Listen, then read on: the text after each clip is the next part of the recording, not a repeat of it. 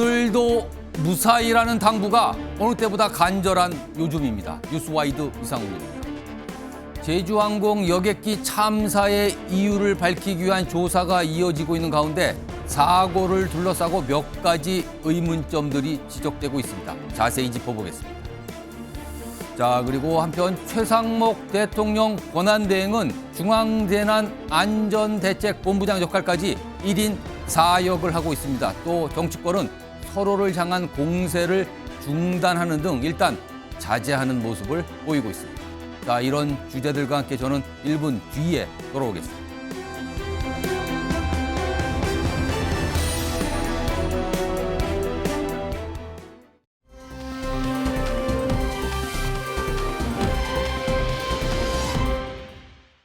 자, 탑승 인원 181명 가운데 승무원 2명을 제외하고는 생존자가 끝내 나오지 않았습니다. 많은 분들이 슬퍼하고 있고 도대체 왜 이런 일이 벌어졌는가에 대한 여러 가지 생각들을 하고 계십니다. 자, 그럼요. 뉴스와이드 첫 순서로 사고 현장에 나가 있는 취재기자 연결해 보도록 하겠습니다. 무안국제공항 사고 현장에 지금 백길종 기자가 나가 있습니다. 자, 백 기자, 지금 수색 작업 어떻게 진행되고 있습니까? 네, 사고가 난 지 32시간이 지났지만 수색 작업은 여전히 진행 중입니다. 어젯밤 9시쯤 마지막 실종자 2명을 찾아낸 뒤 수색은 신원 확인에 필요한 신분증 등 유류품을 찾는 데 집중되고 있습니다. 오전부터 소방대원은 물론 군경도 투입돼 여객기 잔해와 근처 숲을 속을 수색했습니다. 하지만 착륙 과정에서 폭발과 기체 분리로 탑승객들이 밖으로 튕겨져 나간 탓에 수색은 적지 않은 시간이 걸릴 것으로 보입니다. 자, 백 기자, 지금 유족들 애타는 마음 속에서 지금 사고 현장을 찾는 발길이 이어지고 있다고요?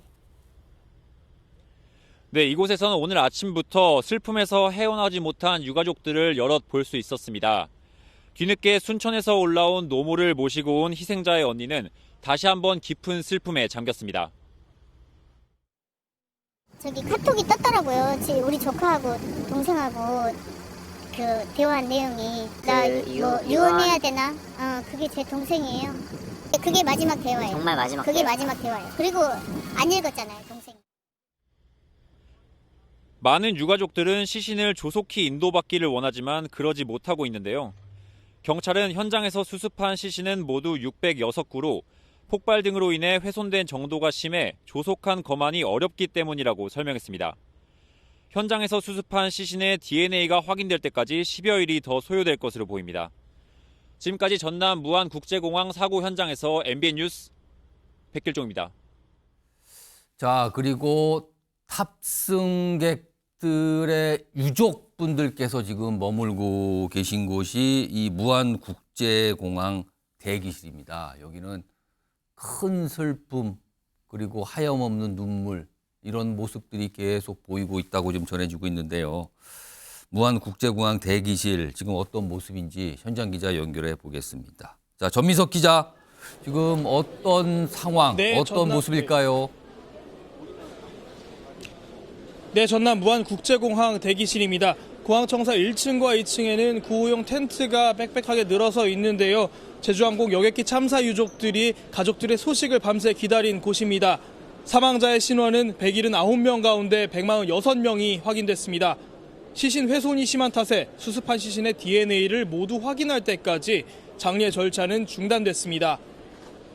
경찰은 시신 5구 외에는 최소한 다음 주 수요일까지 유족에게 시신을 인계하기 어렵다고 밝혔습니다. 수습과 확인 절차가 길어지자 일부 유족이 거세게 항의하기도 했습니다. 검시와 검안 절차는 무안공항 내부 경납고의 임시 영안실에서 진행 중입니다. 탑승자 가족들은 유족회를 꾸려 장례 절차와 보상안을 함께 논의하기로 했습니다. 합동분향소는 오늘 11시부터 무안 스포츠파크에 마련돼 조문 행렬이 이어지고 있습니다. 국토교통부는 유족들의 요청에 따라 무안공항 청사 1층에도 분향소를 마련하겠다고 약속했습니다. 지금까지 무안국제공항에서 MBN 뉴스 전민석입니다. 자, 그럼 지금부터요 제주항공 여객기 여객기 참사와 관련된 내용 자세히 그리고 분야별로 좀 나눠서 짚어보도록 하겠는데요. 우선 사고 개요를 시간 순으로 정리해 보도록 하겠습니다. 화면으로 좀 확인해 보겠습니다. 자, 여기 보시면요. 좀 많은 분들이 이 내용 어제부터 오늘까지 많이 보셨을 겁니다. 어제 오전 8시 54분 관제탑에 착륙 허가가 있었어요. 그런데 이제 3분 후에 뭔가 문제가 발생하기 시작하죠. 8시 57분 관제탑에서 조류 충돌 경고를 합니다. 뭔가 위험한 상황이 있을 수 있다 이거죠. 그리고 2분이 지난 뒤인 8시 59분 조종사가 메이데이 선언을 합니다. 비상 선언을 한 거죠. 지금 기체 자체가 문제가 발생했다. 뭔가 이상하다 선언을 한 겁니다. 그리고 4분 후 굉장히 짧은 시간입니다. 오전 9시 3분 활주로로 동체 착륙을 했지만 외벽과 충돌하면서 폭발을 하게 되고 참사가 발생한 상황입니다. 사상자 상황까지 좀 확인해 보겠습니다. 탑승객 181분이었습니다. 그중에서 승무원 2명을 제외한 179분이 유명을 달리하셨습니다. 남성이 80분이 조금 넘고요. 그리고 여성도 비슷한 숫자의 인원이었습니다. 그리고 확인 과정도 있어요. 시신에 대한 신원 확인 과정이 여전히 진행 중입니다. 지금 유족들을 더욱 안타깝게 하는 모습인 거죠. 확인 중이라는 이 부분입니다. 자, 일단 사고 개요 그리고 사상자와 관련된 내용 전해드렸고요. 자, 그럼요. 많은 분들이 지금 생각하고 계십니다. 이 참사를 막을 방법은 없었는가? 그리고 사고가 발생을 했더라도 그 사고 규모를 줄일 수 있는 방법은 과연 그 순간에 없었던 것인가? 많은 분들이 이 생각을 지금 하고 계십니다. 우선요, 어제 오후부터 오늘 사이에 많이 언급이 된 게 무안국제공항에 설치됐던 둔덕 얘기가 있습니다. 둔덕. 우선 이와 관련된 여러 가지 설명과 목소리가 좀 있었어요. 들어보겠습니다. 끝에 있는 둔덕이 어느 공항에서 저는 사실 본 적이 없거든요. 이런 높이에 있는 둔덕이. 저 둔덕이 없었다면 이 항공기는 계속 밀고 나가서 그 벽까지 치고 그다음에 거기를 넘어설 수 있었겠죠. 항공기는 지금보다 좀 더 온전한 상태로 남지 않았을까 하는 생각을 합니다. 로컬라이저라고 그 안테나를 거기에다가 설치해놨더라고요. 수평 방향의 안내를 돕는 그 안테나인데요. 보통은 이런 것이 다 평지에 있습니다. 국내 어느 공항에도 사실 이런 데가 없는 것 같습니다. 그래서 왜 이런 거를 설치해놨을까 하는 것도 저는 좀 생각이 좀. 무안공항의 경우 방위각 시설이 활주로 종단 안전구역 외곽에 설치되어 있는 것을 확인했습니다. 이게 활주로 끝단에서 251m 정도 이격이 되어 있는 것으로 파악이 됩니다. 일단은 사고와의 연관성에 대해서는 조사 과정에서 일단 면밀히 파악을 해볼 계획입니다. 여수공항 또 포항 경주공항과 같은 공항에도 이런 어떤 이 콘크리트 구조물 형태로 이 방위각 시설이 설치되어 있는 것을 저희가 일단 파악을 하고 있습니다. 미국의 그 LA 공항이 콘크리트를 이용을 해서 높이를 올렸고 스페인의 테네리페 공항 콘크리트 또 남아공의 킹팔로 공항에 또 콘크리트 이렇게 활용을 해서 아주 올린 사례가 있습니다. 자, 둔덕 얘기가 나오기 시작했습니다. 무안국제공항에 외벽이 있고요. 그 앞쪽으로 둔덕이 설치가 되어 있는 겁니다. 화면으로 그 내용 좀 정리해 보겠습니다. 활주로와 수평을 맞추기 2m 높이의 흙을 쌓았죠. 흙을 쌓았습니다. 그리고 그 흙 위에 콘크리트 구조물이 어떻게 보면 쉽게 말씀드릴게 박혀 있는 형태로 되어 있는 거거든요.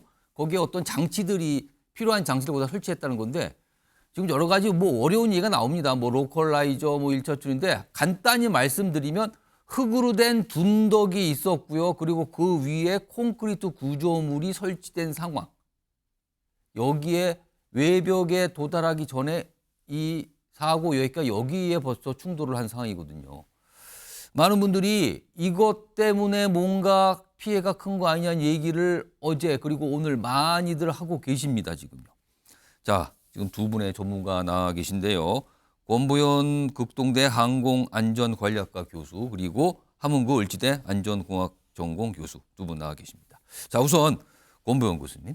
네. 이 둔덕이 설치된 부분이 피해를 키웠다. 직접적으로 굉장히 큰 피해를 좀 관계가 있는 거 아니냐 이런 지적 많이 나오는데 이거 어떻게 봐야 됩니까 지금?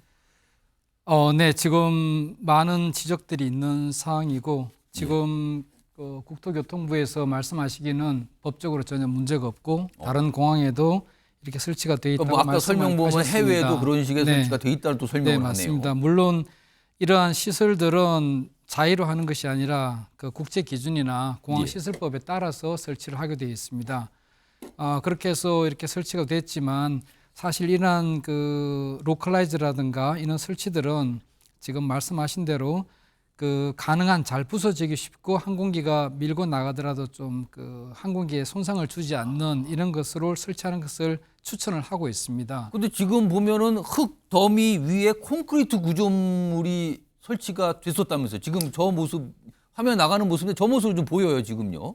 네, 맞습니다. 지금 이렇게 좀 2m 높이로서 예. 높여놓은 이유는 예. 이 활주로 19 방향과 01 방향, 예. 원라인과 저런 방향이 높이 차이가 있습니다. 아. 그래서 이쪽 높이가 좀 더 높기 때문에 예. 그 아래를 좀 그 흙으로 보충한 보강을 한 거군요. 보강하는 높이를 것으로 보강한 보입니다. 거군요. 네, 네. 예. 그렇게 해서 이 로컬라이즈라는 이런 장비는 흔들리면 안 되지 않습니까? 예. 바람이 불거나 굉장히 악기상에서도 그렇기 때문에 그것을 단단하게 고정하기 위해서 콘크리트 구조물로 이렇게 한 것으로 판단이 되고 실제 이게 법적으로나 여러 가지 문제는 없지만 예.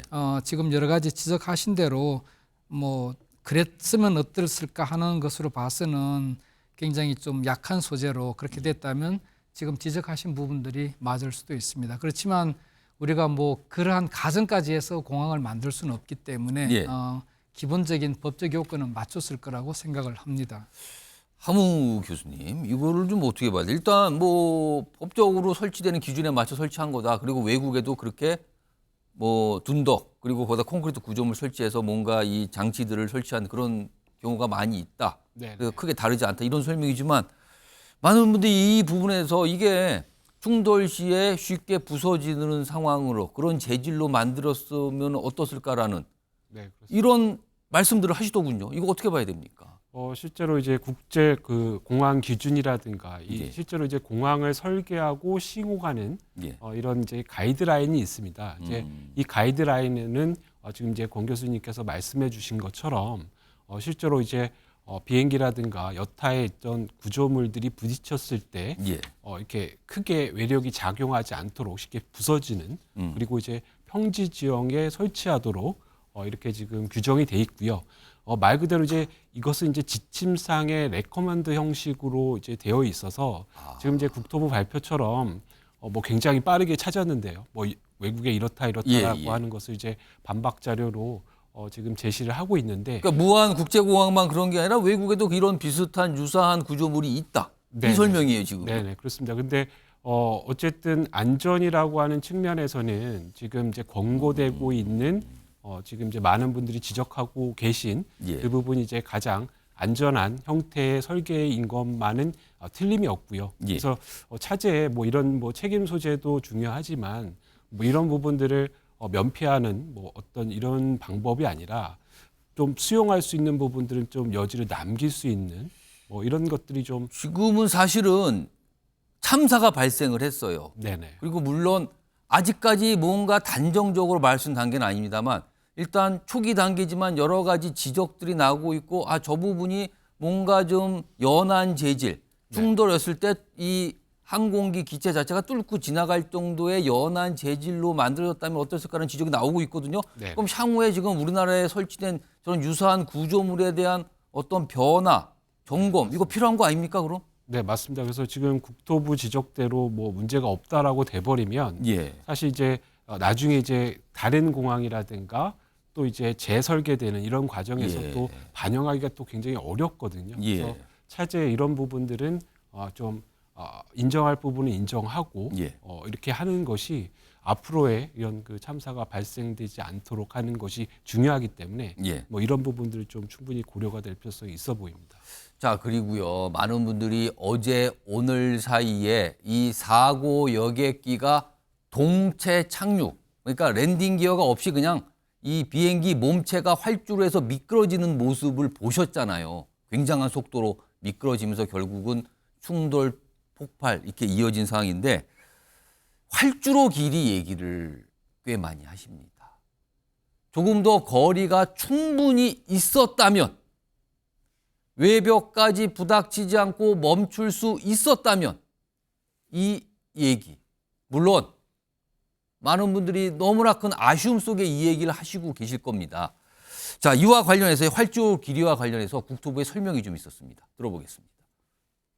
그 활주로 길이는 2,800m 활주로 길입니다. 근데 그 전에도 항공기 사고가 났던 항공기와 유사한 크기의 C급 항공기라고 합니다. 그런 항공기들이 계속 운항을 해왔던 그런 공항입니다. 그러니까 활주로 길이로 인해서 그런 사고가 발생했다고 보기는 어려울 것 같습니다. 활주로 길이가 무안국제공항, 죄송합니다. 무안국제공항의 활주로 길이가 2,800m, 그러니까 2.8km 정도거든요. 자, 우리나라 국내 공항이 많죠? 좀 비교 좀 해보겠습니다. 여기 보시면요, 무안국제공항은 2.8km고요. 그리고 인천국제공항이 가장 길군요. 3.7. 김포공항이 3.6. 그리고 김해, 그리고 제주공항이 3.2. 물론 무안국제공항보다 활주로 길이가 짧은 곳도 있어요. 청주공항, 그다음 양양공항은 여기에 미치지 못합니다. 어떻게 보면은 이 중간 정도에서 조금 못 미치는 정도의 평균적으로 보입니다. 그렇게 길이상으로는요. 자, 이 활주로 길이 얘기 나누는데 이건 한문구 교수님부터 요 활주로 길이, 국토부는 일단 여러 가지 뭐 규격에 맞춘 거고, 그다음에 뭐 큰 문제가 없는 길이다라는 설명이었어요. 그런 취지 설명인데 어떻게 좀 봐야 될까요?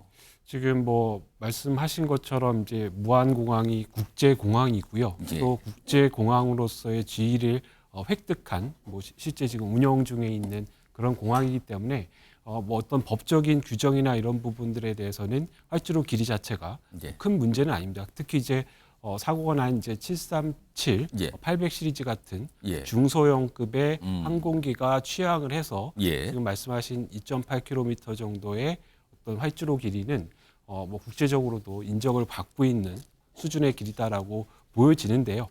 다만 이제 지금 이제 사고가 난 상황에서 놓고 보면 예. 결국은 이제 실제로 뭐 동체 착륙이라고 하는 굉장히 좀 어려운 조건이었긴 하지만, 그리고 예. 앞서 앵커께서 지적해 주신 것처럼 그 로컬라이저 둔덕이라고 하는 예. 뭐 이런 위험 요소가 있어서 활주로 길이가 좀 더 좀 연장이 길었다라고 한다면 좀 그 피해를 줄일 수 있지 않을까라는 그런 좀 기대는 할 수 있다라고 보여집니다.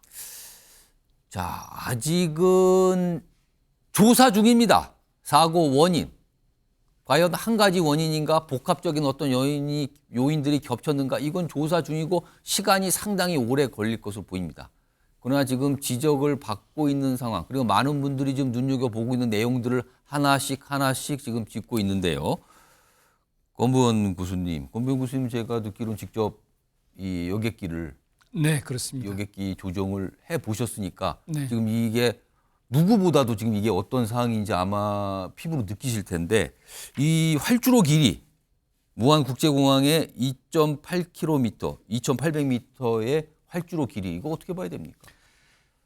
네, 공항은 일단은 공항을 만들 때는 공항을 예. 설치할 수 있는 그 부지부터 고려를 해야 되겠죠. 예. 그렇게 해서 이제 그 공항 부지 내에 활주를 얼마까지 만들 것인가, 또 그 공항에 어떤 항공기들이 취항할 것인가를 먼저 선택을 했을 겁니다. 예. 그래서 이런 무안같이 지방공항은 대형기가 올 필요가 없이 중소형기가 올 거니까 활주로는 중소형기 기준으로 뭐 이렇게 설계가 됐던 걸로 판단이 되고, 그 과정에서 이제 지금 운영 자체는 그 중소형기에 맞게 이렇게 운영을 하고 있습니다. 그래서 뭐 계속 그 앞에서 논의되었지만 법적인 문제는 전혀 없지만 예. 지금 앵커님께서 말씀하셨듯이 아쉬운 부분이 있죠. 물론 앞에 더 활주로가 있었으면 또는 앞에 장애물이 없었으면 이런 부분은 가정이지만 예. 그런 아쉬움은 있습니다.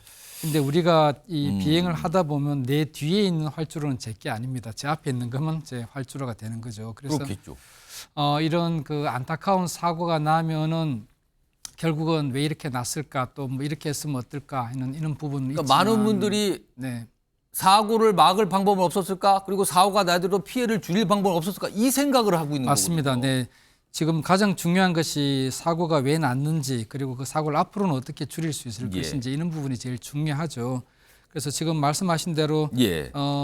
이런 부분들이 우리가 물론 법적인 부분은 이상이 없더라도 예. 이 법이 모든 것을 커버할 수는 없지 않습니까? 그래서 우리가 앞으로 법보다 더 넓은 범위에서 안전을 생각하는 그런 그 의식의 변화가 있어야 될 걸로 이렇게 판단을 합니다. 자, 국토부에서는 일단 규격에 맞췄고 그리고 비슷한 사례가 다른 나라에도 있지만 큰 문제는 없다. 이런 취지의 설명들을 어제도 계속하고 있는데요. 또 한 가지 짚어볼 것은요. 이 동체 착륙을 하는 이 사고 여객기. 일단 그 많이들 보셨을 거예요. 그 동체 착륙하는 그 모습도 다시 한번 그 내용 좀 준비되면 확인해 보겠는데 일단 권보현 교수님. 네. 동체 착륙하는 그 사고 여객기 모습을 보면은 굉장히 지금 화면 나오고 있습니다. 굉장히 속도가 빨라요 지금요. 네, 그리고 그렇습니다. 가만히 보면은 글쎄요, 많은 분들이 이제 그 얘기를 하시는데 날개 등을 통해서 약간 브레이크를 줄 수 있는, 그러니까 제동을 줄 수 있는 여러 가지 날개 장치도 있고, 그다음에 엔진도 역주행을 통해서 뭔가 이 제동력을 줄 수 있는데. 그런 거는 작동이 안 한 것 같다. 아까 감속이 안 되고 있는 것 같다는 얘기 하시거든요. 이건 좀 어떤 모습입니까? 네, 작동을 안 한 것과 못한 것의 차이가 있는데요. 예. 지금 실제 제가 추정하는 것은 양쪽 엔진이 모두 그 손상된 그리고 추력이 손실된 상태가 되겠습니다. 예. 그래서 유압 장치와 전기 장치가 모두 멈췄습니다. 작동을 안 하는 상태. 네, 그렇게 유압 장치와 전기 장치가 멈췄기 때문에 이 착륙 랜딩 기어가 나오지 않았고 예. 마찬가지로 저기서 말씀하신 날개 위에 그 우리가 스포일러라고 이야기합니다. 스포일러는 이제 결국은 이 항력을 증가시키고 양력을 줄여주는 장비인데 그것도 유압으로 작동이 됩니다. 그래서 그 유압이 안 됐기 때문에 이건 당연히 안 나오는 것이고 그렇다면 쓸 수 있는 아까 말씀대로 엔진 자체, 엔진의 역추진 이것도 작동이 어려웠을 상태고 같고. 역추진이 의미가 없습니다. 엔진 두 개가 추력을 손실한 상태에서 역추진은 아무 의미가 없습니다. 안 되는 거군요. 그렇기 때문에 우리는 왜 안 썼을까는 그러한 생각을 하지만 조종사가 서로 안에서 기재 취급을 했더라도 장치는 작동이 안 될 수밖에 안 없습니다. 쓴 게 아니라 못 썼을 가능성이 네, 있다는 그렇습니다. 겁니까? 네. 하문구 교수님은 저 모습 많이 보셨잖아요. 어제부터 굉장히 곰곰이 따져보면서 눈여겨보실 텐데 그러니까 많은 분들이 비행기 자체가 저렇게 내렸을 때는 뭔가 제동 장치가 있는 거 아니냐. 날개라든가 엔진한테 지금 말씀하셨는데 아마 작동이 안 됐을 가능성이 있다고 말씀하셨는데 이거 어떻게 좀 봐야 될까요? 네, 뭐 지금 공 교수님 말씀하신 것처럼 예. 실제로 이제 그 해당 비행기가 이 조종사분들이 이제 최선을 다했다라고 저는 생각을 하는 게 예. 기본적으로 이제 엔진 말씀하신 것처럼 출력이라든가 이런 부분들이 정상적이지 않은 상태에서 그래도 그 실제로 이제 터치다운 할 때 가장 중요한 그 수평을 유지를 했거든요. 지금 동체 착륙할 때 보면 수평이 유지된 상태로 네네. 미끄러지듯 갔거든요, 지금요. 네, 그렇습니다. 그 뭐 좀 다소 안타까운 지점은 실제로 이제 터치다운이 이루어진 부분들이 지금 알려진 바에 의하면 활주로 한 중간 정도 부분에서부터 이렇게 작용을 받게 되니까 예. 그래서 결국은 이제 그 지금 말씀해 주신 뭐 여러 가지 이제 그 스포일러 기능을 갖고 있는 공기 역학적인 예. 이 양력을 줄여주고 말씀하신 대로 항력을 올려주는 뭐 이런 부분들이 이제 전혀 기동을 안 한 것으로 보여지고 있고요. 예. 그렇지만 이제 그 항공기의 앞부분 그 뭐 결국은 이제 자연적으로 작용할 수 있는 거는 공기 저항밖에 없거든요. 예. 지금 자연적으로 예. 적용되는 부분들. 그래서 그런 것들을 이제 나름대로 극대화하기 위해서 이 그 비행기 그 선두 부분을 상당히 좀 올려서 이렇게 착륙을 한 게 아닌가 이렇게 지금 판단을 하고 있습니다. 그러니까 동체 부분이 지금 동체 착륙할 때 보면 약간 그 기체의 앞부분이 약간 들려 있죠? 이거는 어떤 모습입니까? 네, 약간 들려 있는 것은 엔진 모양 자체가 예. 엔진이 우리가 수평같이 약간 들린 상태로 이게 장착이 되어 있습니다. 그래서 예. 그 모양 그대로 비행기가 나타나는 것입니다. 자, 그리고요. 네. 이런 설명들도 다른 전문가분들이 하시더군요. 동체 착륙을 할 때 이제 비상 착륙이잖아요. 이럴 때는 활주로에 여러 가지 이제 충격을 받게 되고 네, 그다음에 네. 제동력을 주기 위해서 충격, 흡수, 거품 등 여러 가지 뭔가 뿌릴 수 있는 그런 장치들이 있다면서요? 네, 그게? 있습니다. 근데 이번에는 그게 안 된 걸로 지금 보이잖아요. 그런 네. 뭐 뿌리거나 그런 준비가. 네. 이걸 어떻게 좀 이해해야 됩니까? 그 시간이 없었던 걸까요? 네, 이것은 시간이 없었던 이유가 되고 우리가 이제 그런 거품을 뿌리는 상황은 예. 이제 플랜드된 계획된 비행에서는 가능합니다. 예를 들어서 아. 이 랜딩 기어는 안 나오지만 엔진이라는 모든 것은 정상일 때 예. 내가 공중에서 채공하고 있을 테니까 활주로에다 거품을 뿌려 주십시오 하는데 대략 30분 이상이 소요가 됩니다. 그러면 예를 들어서 네. 비행기에 이상이 발생을 했습니다. 네, 네. 그러니까 랜딩 기어라든가 이게 작동 안 하고 뭔가 문제가 발생을 했어요. 네, 그래서 랜딩 기어를 편 상태에서 착륙이 안 된다. 네. 그럴 때 시간을 벌리기 위해서 이제 선의 비행을 네, 하거나 맞습니다. 근데 보통 그게 한 30분 정도가 필요하다고. 네, 이 거품은 이제 활주로가 사실 2.8km고 물론 뭐 어느 정도 간격을 두고 하더라도 예. 그 뿌리는데 소방차가 그 거품을 실은 항상 대기하고 있는 건 아닙니다. 그래서 대기하고 있더라도 나와서 그 활주로를 전체 뿌리는데 대략 한 30분 정도가 소요가 되기 때문에 예. 이번 같은 경우는 기장이 가서 돌아서 정상 패턴을 그릴 수 없을 정도의 긴급한 상황에서 엔진 2개가 추력에 손실되니까 180도 돌아서 내리는 이런 상황은 단 3분 정도밖에 소요가 안 됐습니다. 그리고 그 이런 사이에 상황에서는 거품을 뿌릴 그 수가 사이에 없습니다. 메이데이 선언을 했죠. 네, 네. 그렇다면은 그런 시간 확보 자체를 할 여유가 없었다. 예, 이렇게 불가능합니다. 보이는 겁니까? 네, 네. 그렇다면은 뭔가 기체 자체가 이상이 발생을 했고 뭔가 공중에서 더 머물 수 있는 그 상황은 아니었고 그렇습니다. 한문 교수님은 이 부분도 많이 지적을 해요. 많은 분들이 지적이 아니라 많은 분들이 약간 좀 궁금해하고 있는 거죠. 왜 그런 장치가 있는데 할 수 있는 방법이 있었는데 시간이 없었다는 거네요. 결국에는 지금 보면은. 네, 그렇습니다. 그 실제 그 앞서 그 사건 개요 시간대별로 살펴보신 예. 다시 한번 불러올까요? 그 시간 순으로 돼 있는 그 개요 좀 보겠습니다. 네. 그 실제로 1차 그 예. 착륙을 시도하는 시점 예. 그 8시 54분경에 관제탑으로부터 착륙 허가를 받고 예. 1차 시도를 하다가요.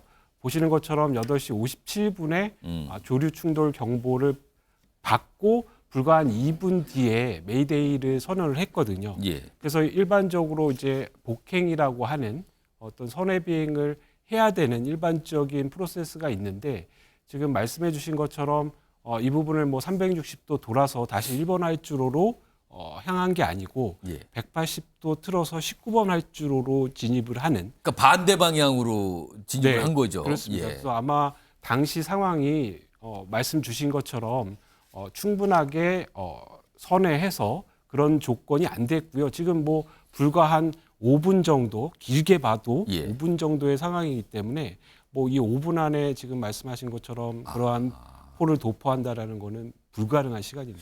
지금 권보현 교수님께서는 과거에 이제 조종 경력이 네. 있으신데 최소한 그런 거는 선의 비행을 하면서 한 30분 정도의 시간이 필요하다. 네, 그리고 그렇습니다. 이 항공기의 조종사와 관제탑과의 충분한 교신 통해서 준비 과정이 필요한데 지금은 그런 준비 과정을 할 시간적 여유 자체가 네, 없었던 걸로 그렇습니다. 지금 보이는 네, 거죠. 네. 그럼. 실제 이런 경우에는 예. 조종사가 이제 비상을 선언했을 때 이제 예. 에머전시 디클레어라고 얘기를 하는데 예. 그 상황부터 이제 비상벨을 누릅니다. 관제사가. 그럼 비상벨을 누르게 되면 그 비상벨은 출동할 수 있는 소방, 그다음에 구조, 앰뷸런스 이런 쪽으로 다 이제 신호가 가서 예. 이제 바로 출동을 하게 됩니다. 그 순간에서부터 착륙하기 때는 3분밖에 시간이 없기 때문에 아마 소방차 이런 모든 게 출동하더라도 활주로 근처까지 갈 수가 없는 상황이 되겠습니다. 자, 오늘 뭐 국토부가 이제 많은 설명을 내놨는데 그 중에 하나가 화재 방지 거품 살포 부분이에요. 이와 관련된 설명이 좀 있었습니다. 들어보시죠.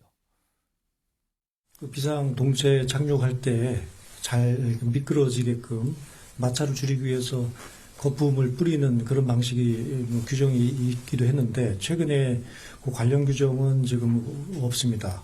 그래서 군도 그렇고 과거에 그 거품 이제 뿌리다가 이제 그게 오히려 더 미끄러져서 항공기가 더 많이 쓸려 나간다 뭐 이런 문제도 있고 환경 문제 등등 여러 가지 이유 때문에 그 규정에서는 지금 삭제된 걸로 알고 있습니다. 자, 그리고요. 보다 근본적인 내용은 랜딩 기어입니다. 일단 엔진 쪽에 뭔가 조류 충돌이 발생을 하면서 이상이 발생을 했고 그로 인해서 랜딩 기어 작동이 안 된 거 아니냐. 약간 이런 추정이 나오고 있는 상태거든요. 자, 다시 한번 말씀드리지만 사고 원인에 대한 조사 결과는 시간이 많이 걸리고요. 아직은 단정적으로 말씀드릴 수 있는 단계는 아닙니다만 초기 단계에서는 버드 스트라이크, 조류 충돌, 그리고 랜딩 기어의 불능 이 내용은 일단 파악이 되고 있거든요. 자, 그런데 랜딩 기어를 작동시킬 수 있는 여러 가지 방법이 있다 그래요.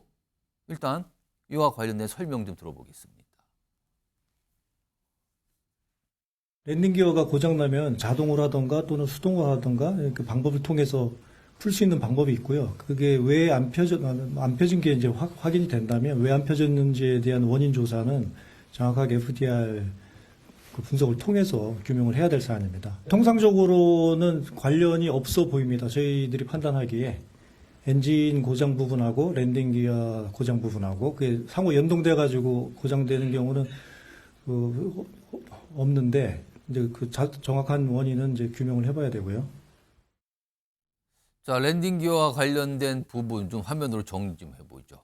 지금까지 좀 알려진 내용들인데 여기 보시면 뭐 4곳에서 일단 작동이 가능하다. 여기 보면 각각 엔진 2곳. 그러니까 엔진의 어떤 이 에너지를 통해서 뭐 유압 작용이 있다면서요. 근데 한쪽 엔진이 문제가 발생해도 다른 쪽 엔진을 통해서 충분히 작동이 가능하고요. 만약에 두 엔진 모두가 문제가 발생했을 경우는 비상 추각기라는 게 있습니다. 그래서 이를 통해 작동이 가능하고 이거조차 안 될 때는 수동 장치가 있답니다. 그러니까 조종사가 직접 수동으로 작동을 시키는 건데 이렇게 여러 단계로 사용할 수 있는 장치들이 있는데 왜 랜딩 기어가 작동을 하지 않은 것인가? 아직은 풀리지 않고 있는 부분인데 권보원 교수님 이거 어떻게 보십니까? 네, 지금 국토부에서 설명이 있었습니다. 근데 지금 설명하신 것 중에서는 이 고장 이야기를 했습니다. 엔진 고장과 착륙기의 고장은 연관이 없다. 고장은 연관이 없지만 엔진이 고장이 나게 되면은 이 유압 시스템이 작동을 멈춰버립니다. 우리 민간 항공기들은 최소한 2개 이상의 안전 장치를 갖추고 있습니다. 그래서 모든 장비들이 2개씩 이렇게 달려 있는데 이 하이드롤 시스템 굉장히 중요하기 때문에 3개를 갖추고 있습니다. 그래서 왼쪽 엔진에 2개, 오른쪽 엔진 하나의 유압 장치가 있어서 서로 한쪽이 고장이 나더라도 작동이 될 수 있도록 이렇게 만들어 놨습니다. 굉장히 안전한 장치죠. 자, 그게 원래 통상적으로 생각이 되는 부분인데. 근데 이제 지금 그 여러 가지 정황이나 뭐 여러 가지 승객들이 나온 것들을 살펴보면은 첫째는 이 2개의 엔진이 다 고장이 났을 것이라는 게 제 추측입니다. 왜 그러냐면 이 엔진에서 나오는 것이 뒤쪽에 터빈에서 이 유압을 만들어주는 압축기 그리고 전기를 만들어주는 제너레이터가 작동이 됩니다. 근데 전기가 나갔다는 것은 양쪽 엔진에서 모든 시스템이 멈췄다는 이야기죠. 전기가 안 들어온다는 것은 전기는 이제 자동차와 같이 배터리와 제너레이터에서 작동이 됩니다. 배터리는 이런 것을 돌릴 힘이 없지 않습니까? 통신 정도에 쓰이는 것이고 그래서 이제 카톡에 보게 되면 전기가 다 나갔어 이런 내용들이 있습니다. 그렇다면은 결국은 이 엔진 2개가 구동이 멈췄기 때문에 제너레이터가 작동을 하지 않은 것이고 작동을 하지 않았다는 것은 유압 장치 어떤 것도 사용할 수가 없는 상태죠. 그럼 엔진 쪽에서 랜딩 기어 쉽게 말씀드리면 착륙할 때 쓰는 비행기 바퀴를 말씀드린 거거든요. 그게 작동이 엔진 쪽에서 작동시켜야 되는데 안 됐다. 딱 그렇다면 비상 추각기가 또 있다면서요? 네, 비상 추각기도 이제 전기적인 시스템으로 작동이 됩니다. 이제 이렇게 기어를 내리고 버튼을 누르면 이제 전기 힘으로 그 착륙 기어 도어를 열어줍니다. 그러면 이 기어는 어떤 압축에서 나오려는 것이 아니라 자체 무게 때문에 펴지는 거죠. 굉장히 천천히 내려옵니다. 이게 약 30초 정도 이렇게 내려오게 되는데 지금 전기가 다 나갔기 때문에 이런 그 비상 추가기도 사용할 수 없는 상태라고 저는 판단이 되고요. 오. 그다음 뒤에서 이렇게 돌리면 되지 않느냐. 물론 그것은 비행기가 수평 상태에서 안정된 상태에서 부기장이 나가서 돌릴 수는 있지만 이 상황은 기장이 엔진이 다 꺼져서 빨리 내려야 된다고 하는 상황에서 부기장이 나가서 돌릴 수 있는 시간적인 여유라든가 돌린다는 거는 수동 장치를 말씀하시는 예, 우리가 자동차에 보게 되면 이제 그 타이어 펑크 나면 이렇게 돌려서 예, 올리지 않습니까? 그런 기능을 하는 것이죠. 그것도 마찬가지로 이 도어를 열어주는 그런 기능을 하게 되어 있습니다. 예. 그러면 이 랜딩 기어 무게 때문에 이게 펼쳐지겠죠. 어. 이제 그것도 마찬가지로 시간이 많이 걸리고 이제 이게 수동으로 돌리기 때문에 예. 그래서 모든 것은 그 교수님께서 말씀하신 지금 저 화면에 나오는 게 저게 수동 장치죠, 지금요. 네네 시간적인 부분이 저걸 너무 저렇게 부족했다. 담기면은 작동이 된다 이건데요. 네, 열어서 지금. 저것을 이제 작동을 시켜줘야 되는데요. 네. 그럴 여유가 없었던 걸로 추정이 됩니까? 네, 추정이 됩니다. 지금 단 3분 만에 내려야 되는 상황에서 이제 랜딩 기어를 내리지 않고라도 빨리 착륙을 해야 되겠다는 것이 기장의 판단으로 생각이 됩니다. 황운규 교수님. 사실은 이게 랜딩 기어가 작동이 안 되면서 다 이루어진 일이잖아요, 사실은요. 네, 근데 여러 단계가 있었는데 마지막에 수동 장치도 작동을 하기 어려운 급박한 상황. 이렇게 봐야 되는 걸까요? 지금 그 공 교수님 말씀 주신 부분들을 이렇게 그 종합을 해보면 예. 실제로 그러면 그 해당 그 737, 800 시리즈 기종은 예. 사실 이제 저희가 이제 안전이라고 하는 그 세이프티라고 하는 디자인 컨셉에서 보면 예. 이게 완전히 병렬로도 독립된 이런 구조가 안 돼 있는 거죠. 아주 근본적으로 말씀을 드리면 지금 그 공 교수님께서 말씀해주신 그 엔진 출력 저하라든가 엔진이 제 기능을 하지 못해서 예. 소위 말하는 뭐 셧다운 현상이 발생을 한다라고 하면 예. 지금 실제로 그 또 다른 플랜 B에 대한 부분들이 원천적으로 작동하기 어려운 그런 지금 보면은 설명이 네 곳으로, 그러니까 네 가지 방법으로 작동할 수 있는 랜딩 기어를 작동시키는 장치가 있다고 하지만 지금 보면은 그게 각각 아주 독립적으로 있어서 네, 이게 안 되면 바로 쓸 수 있고 이게 안 되면 다음 걸 쓸 수 있고 이래야 되는데 그런 관계가 아닌 거 아니냐 이 말씀을 하시는 겁니까 지금? 네, 그렇습니다. 그 지금 해당 기종에 대해서는 지금 이러한 조건의 시나리오는 충분히 산정할 수 있는 시나리오라고 보여지거든요. 예. 항공사 입장에서도. 예. 근데 이제 이런 시나리오가 됐을 때 실제로 이제 물리적인 시간을 확보하지 못한다라고 하는 부분들은 예. 기본적인 항공기의 어떤 그 리던던시를 주지 못한 이런 설계라고 보여집니다. 이거 어떻게 보세요, 권본 교수님? 그러니까 마지막에 최후의 보루가 수동 장치잖아요. 네. 근데 그것도 급박한 상황에서는 쓰기가 어려운 거 아니냐 이렇게 봐야 되는 겁니까? 네, 그렇습니다. 근데 그 항공기를 운항을 하면서 엔진이 2개 있는 항공기가 엔진 2개가 동시에 꺼진다는 확률은 굉장히 낮은 확률로 이루어집니다.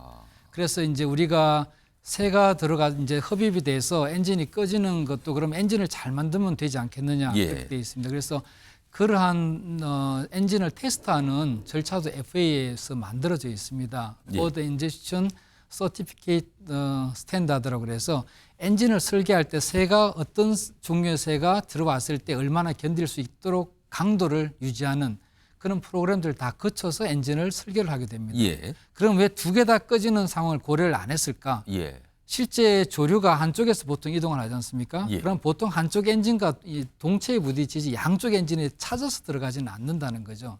물론 앞에서 새 떼를 만나면 이제 조종사가 확인하면 이제 상승을 하거나 회피를 할 수 있는데 이제 옆에서 오는 거는 우리가 확인을 할 수가 없지 않습니까? 예. 이제 그런 경우에 한쪽 엔진이 꺼질 것이다. 이제 그런 가정하에서 이런 그 우리가 말하는 생존할 수 있는 확률을 이제 계산을 하는 거죠. 예. 그런데 지금 같이 2개 엔진이 동시에 그것도 저고도에서 예. 고고도면 이제 우리가 고도가 있으니까 좀 그런 말씀하신 뒤에서 돌릴 수도 있는데 돌리거나 이런 저고도에서 발생했을 때는 정말 그 할 수 있는 어떤 방법이 없다는 거죠. 지금 저 철새 얘기. 그러니까 지금 버드 스트라이크가 있었다. 일단 초기 파악된 거는 그겁니다. 거기에서 뭐가 시작이 된 걸로 지금 보이거든요. 지금 여러 분야로 나눠서 이 전문가 두 분과 함께 여러 가지 얘기, 이럴 때는 이게 어떤 상황이었을까, 이렇게 할 수는 없었을까, 이걸 좀 하나하나 좀 짚어봤는데요. 지금 방금 새 얘기를 했습니다. 새. 철새와 충돌된 걸로 좀 파악이 되고 있거든요. 자, 그 주제로 가보겠는데요. 키워드가 준비되어 있습니다. 철새 도래지가 4곳, 무안국제공항 주변에 인근에 철새 도래지가 4곳이나 있답니다. 그러면 어떻게 되는 겁니까? 그 공항은 항상 새로 인한 위협이 있다, 이 뜻이 되는 겁니까 지금요? 화면으로 보겠습니다. 무안국제공항 주변에 철새 도래지가 지금 어떻게 있는 건지요. 가운데 빨간 점으로 표시가 되어 있습니다. 무안국제공항. 지금 보면은요, 위쪽으로 2개, 바로 옆에 하나, 그리고 조금 떨어진 밑으로 하나. 조류 서식지로 사실상 포위가 되어 있는 모습입니다, 지금요. 이게, 그런데 지금 이 제주항공 여객기 참사의 처음 시작점은 조류 충돌로 파기되고 있는 거고요. 이와 관련된 얘기들이 좀 있었습니다. 들어보시죠. 01 방향으로 당초에는 착륙을 시도하다가 관제탑에서 조류 충돌 주의 경보를 이렇게 줬다고 합니다. 주고 직후에 얼마 안 있다가 조종사가 웨이데이 선언을 했다고 하고요. 대략 파악하기로는 약 2분 조금 넘는 걸로 이렇게 파악을 하고 있습니다. 통상 그 조류 저기 예방 활동하는 분이 지금 여기 4분 근무한 걸로 제가 알고 있고요. 그 사건 당일날 2분이 근무하신 걸로 알고 있습니다. 그렇다면은 지금 이 조류 서식지가 4곳이나 있는 거예요. 그 주변에. 그렇다면 항상 새가 날아다니고 그 새를 퇴치해야 되는 이런 중요한 어떤 작용이 있어야 되는 곳이군요. 지금 보니까요. 자, 그런데요. 과거에 무안국제공항을 만들 당시에 여러 가지 평가를 하죠. 그중에 이제 환경평가인데 그중에 조류 환경평가라는 게 있었다 그러네요. 화면으로 정리해 보겠습니다. 이게 2022년 이 공항이 운영이 되면 항상 평가를 받잖아요. 여러 가지 상황에 대해서. 근데 이게 2022년 4월이라는데요. 무안공항 인근에 출하는 조류 6종, 평균 무게는 1kg 이상, 3단계 위험 수준이다. 철새 도래지 4곳, 주변 13km 이내 4곳이 분포돼 있다. 향후 항공 편수 늘어날 경우 조류 충돌 위험성이 증가. 함은규 교수님, 이런 평가가 있었군요.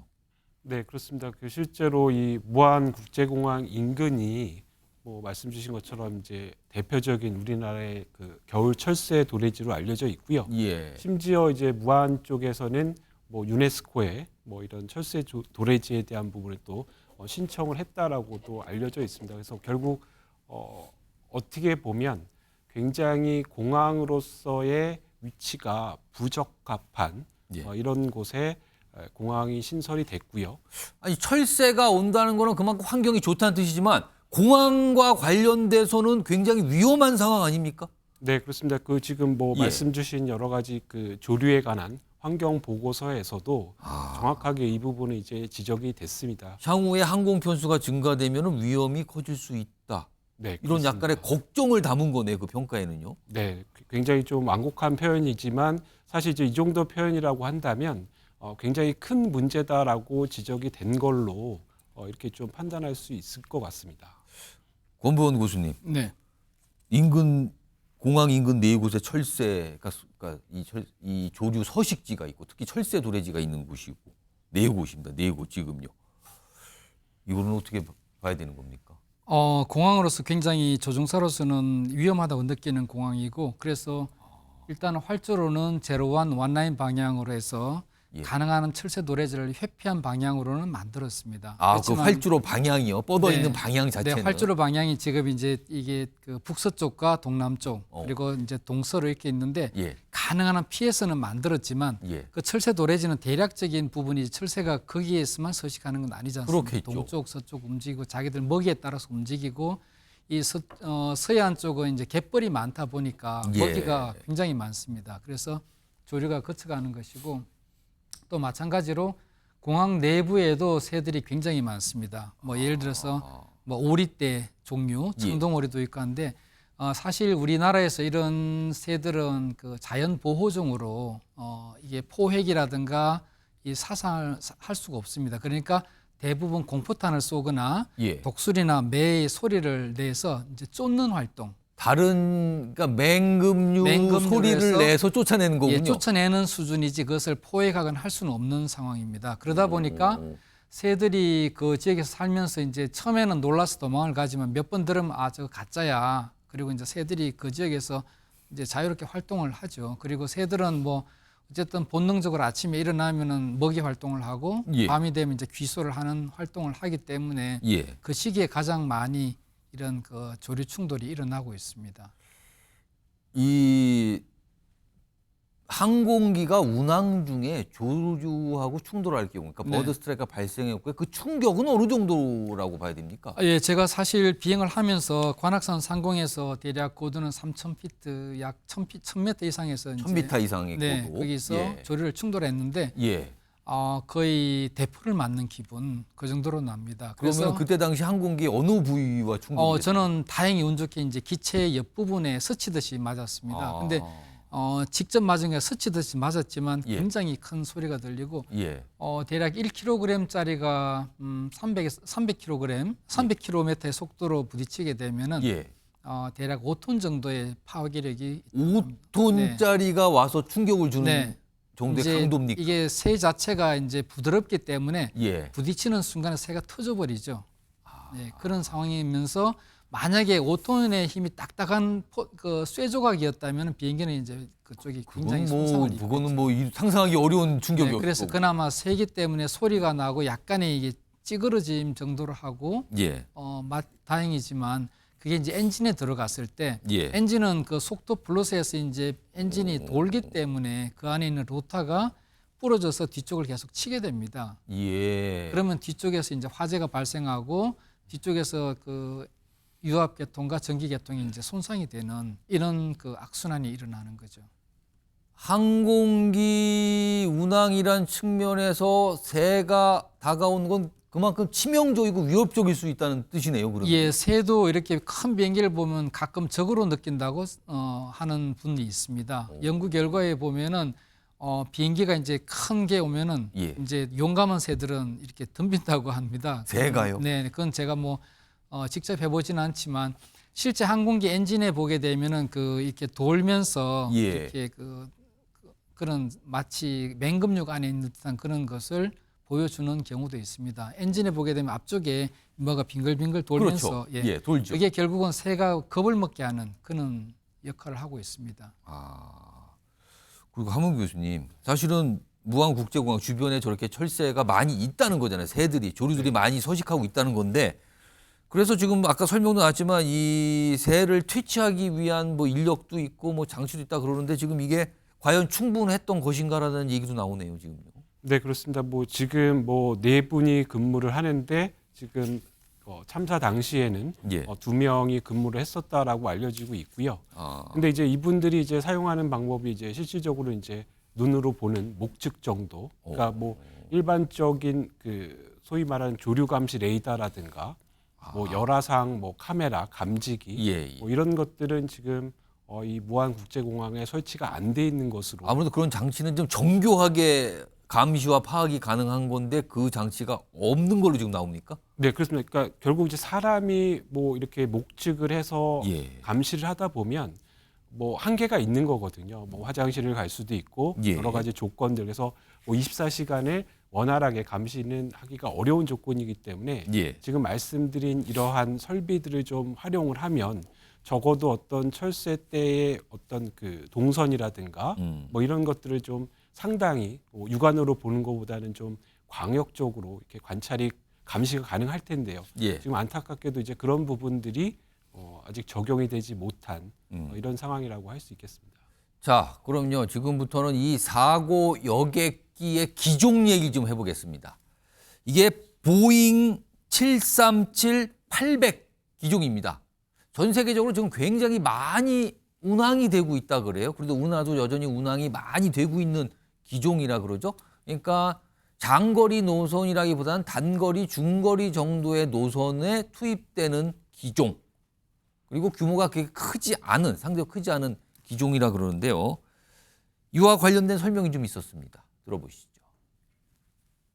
사고조사 참여를 위해 NTSB 미교통안전위원회의 2명, 보잉 제작사 2명은 오늘 저녁에 도착할 예정입니다. 사고 항공기와 동일 기종을 운항하는 6개 항공사를 대상으로 항공기 엔진, 랜딩 기어 등 주요 계통의 정비 이력에 대한 전수조사 총 101대를 실시할 계획입니다. 랜딩하는 제한치 웨이트가 있습니다. 그 웨이트를 초과했을 때는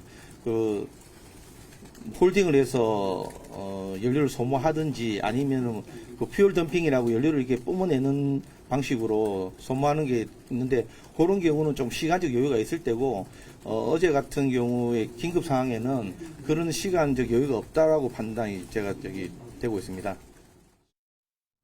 지금 또 다른 어떤 많은 분들이 주목하고 있는 부분은 이 사고가 발생한 이 여객기에 연료가 남아 있었다. 근데 이 연료가 더 없었다라면 어떤 화재나 이런 게 좀 규모가 작아지거나 줄어들지 않았을까. 이런 말씀들도 좀 하고 계시거든요. 권보영 교수님. 네. 그러니까 많은 분들이 그건 알고 계세요. 어떤 비상 상황에서 착륙을 할 때 이게 연료가 많으면 혹시 위험이 더 커질 수가 있으니까 화재 네. 등. 그러니까 착륙을 비상장 하기 전에 연료를 방출하는 그 날개 끝에서 연료를 이렇게 다 뿜어내서 버리는 거죠. 근데 이 기종은 안 됩니까, 그게? 네, 보잉 737 기종은 이런 연료를 방출하는 기능이 없습니다.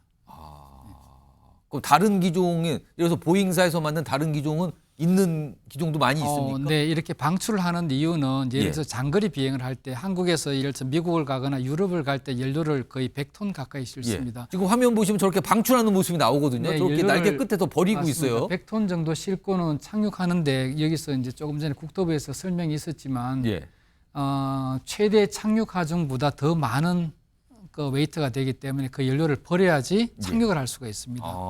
실제 100톤은 굉장한 무게입니다. 그래서 예. 그 연료를 버려야 되는 것이고 법적으로 실어야 되는 항공 연료는 내가 도착했을 공항에서 예. 착륙을 하는 연료에서 그 공항에서 15분간 이제 순회를 비행할 수 있는 연료 그리고 예비 공항까지 갈 수 있는 연료를 포함을 해야 됩니다. 그럼 여분을 좀 착륙을 하더라도 연료를 다 쓴 상태가 아니라 여분을 갖고 있는 거군요. 네, 그렇습니다. 실제 만약에 내리려다가 못 내리는 경우가 발생을 할 수 있지 예, 않습니까? 만약에 앞에서 어떤 활주로에 문제가 생긴다거나 또는 뭐 기상이 갑자기 나빠질 경우가 있기 때문에 그런 경우는 예비 공항으로 가야 되죠. 그래서 이제 그런 연료를 다 법정 연료로 싣고 있기 때문에 그 항공기에서 연료가 착륙할 때 없다는 것은 오히려 법을 위반하는 그리고 더 위험한 상황이 될 수가 있습니다. 그러니까 어느 정도 여분을 갖고 착륙을 한다는 거죠. 네, 그렇습니다. 그럼 만약에요. 지금 사고 이 기종은 연료를 방출하는 기능이 없는 기종이라 그랬잖아요. 네네. 근데 만약에 이 기종이 연료를 방출하는 기종이 있는 여객기라고 하면 이 사고가 발생할 것 같은 그런 비상 상황에서는 연료를 다 방출을 하는 게 맞는 겁니까? 그때는? 네, 비상 상황에서는 연료를 방출하지만 지금 같이 예를 들어서 뭐 내가 계획을 해서 예. 동체 착륙을 하겠다. 그러면 방출할 수 있으면 방출을 하겠죠. 최대한. 어. 그렇지만 이런 경우에는 내가 동체 착륙하려고 계획을 한 게 아닙니다. 예. 다만 올라가다가 엔진이 고장이 났고 그래서 불가피하게 돌아서 착륙을 하는 과정이기 때문에 그거는 그 엔진을 뭐 연료가 방출할 수 있더라도 할 수 있는 시간적 그런 또 여유, 여유라든가 아까 말씀대로 전혀 아까 말씀 한 없습니다. 30분 정도의 시간적 여유가 있고 이 지상에 있는 스태프들과 관제타가 충분한 교신 네, 통해 그렇습니다. 준비가 있은 상태에서는 방출을 할 수가 있다. 네, 또 연료는 아무데나 버리게 되면 오염이 되기 때문에 아. 그 연료도 방출하는 지역이 따로 있습니다. 그렇군요. 네. 그리고요. 지금 이 제주항공 여객기, 이 사고가 난 여객기와 관련해서 많은 분들이 혹시 다른 이유는 있는 게 아닌가. 그러니까 예를 들어서 그런 거죠. 뭐 여객기의 피로도가 좀 많이 쌓인 거 아닌가. 뭐 이런 얘기들도 나와요. 이와 관련해서 제주항공 쪽에서 좀 설명을 좀 내놨습니다. 들어보겠습니다. 737-800이라는 항공기 특성상 어떤 미주나 유럽이나 이런 긴 노선을 가는 그런 비행기는 아니잖아요. 큰 그런 비행기들보다 이착륙 횟수가 상대적으로 많을 수는 있습니다. 근데 그런 부분들과 어떤 기체의 피로도와 관련성, 그런 부분들은 제가 한번 더 다시 체크를 하도록 하겠습니다. 한무규 교수님, 그러니까 비행기가 긴 노선을 가는 게 아니다. 그 피로도 관련 좀 살펴봐야 된다는데 이거 좀 어떻게 보고 계십니까? 뭐 실제로 이제 항공기는 결국 이제 끊임없이 점검과 체크 그리고 어떤 이상 상황이 발견이 되면 운행을 하지 못하도록 이런 그 전반적인 관리 시스템이 운영이 되고 있고요.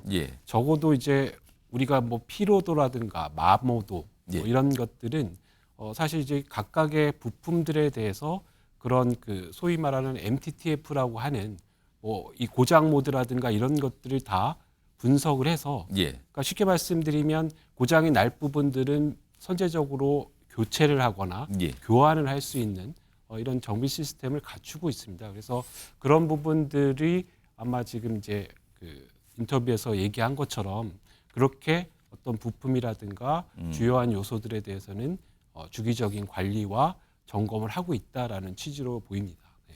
지금 뉴스와이드에서 하나씩 조목조목 여러 가지 의문점에 대해서 지금 전문가 두 분 모시고 좀 얘기를 해보고 있는데 일단 국토부와 제주항공 쪽에서는 여러 가지 상황들에 대한 질문에 이제 문제가 없다라는 설명이 어제 오늘 계속 나오고 있어요. 그러나 지금 조사는 진행 중이거든요. 그리고 블랙박스가 수거가 됐다. 비행 기록 장치, 음성 기록 장치 그 두 가지 블랙박스가 수거가 돼서 지금 아마 조사를 벌일 텐데 시간이 꽤 걸릴 수 있다 이런 말까지 나오고 있는 상황입니다. 그러니까 이 부분은 최종적인 어떤 조사 결과는 기다려 봐야 되는 상황입니다. 자, 다음은요. 유족들 얘기 좀 해보겠습니다. 단순한 비극의 수준을 좀 넘어섭니다. 그리고 무안국제공항 대기실에 유족들이 많이 계시는데 뭐 오늘 언론에 나온 표현은 통곡의 바다다 이런 표현까지 나왔습니다. 오늘 유가족분들이 좀 설명을 좀 하신 게 있어요. 들어보겠습니다. 시신의 훼손 정도가 너무 심해서 이거를 수습하는데 많은 시간이 든다고 합니다. 그러면 저는 정부에 요구해야 되는 부분은 인력을 충원해서 좀 더 신속하니 빨리 내 형제, 내 부모, 내 가족들을 100에서 80이라도 온전한 상태로 우리의 품으로 좀 보내주시길 원했어요. 장례비 지원에 대한 부분은 장례비 쪽으로 빼버리는 거고 보상이나 이런 협의 부분은 따로 별도로 나눌 겁니다.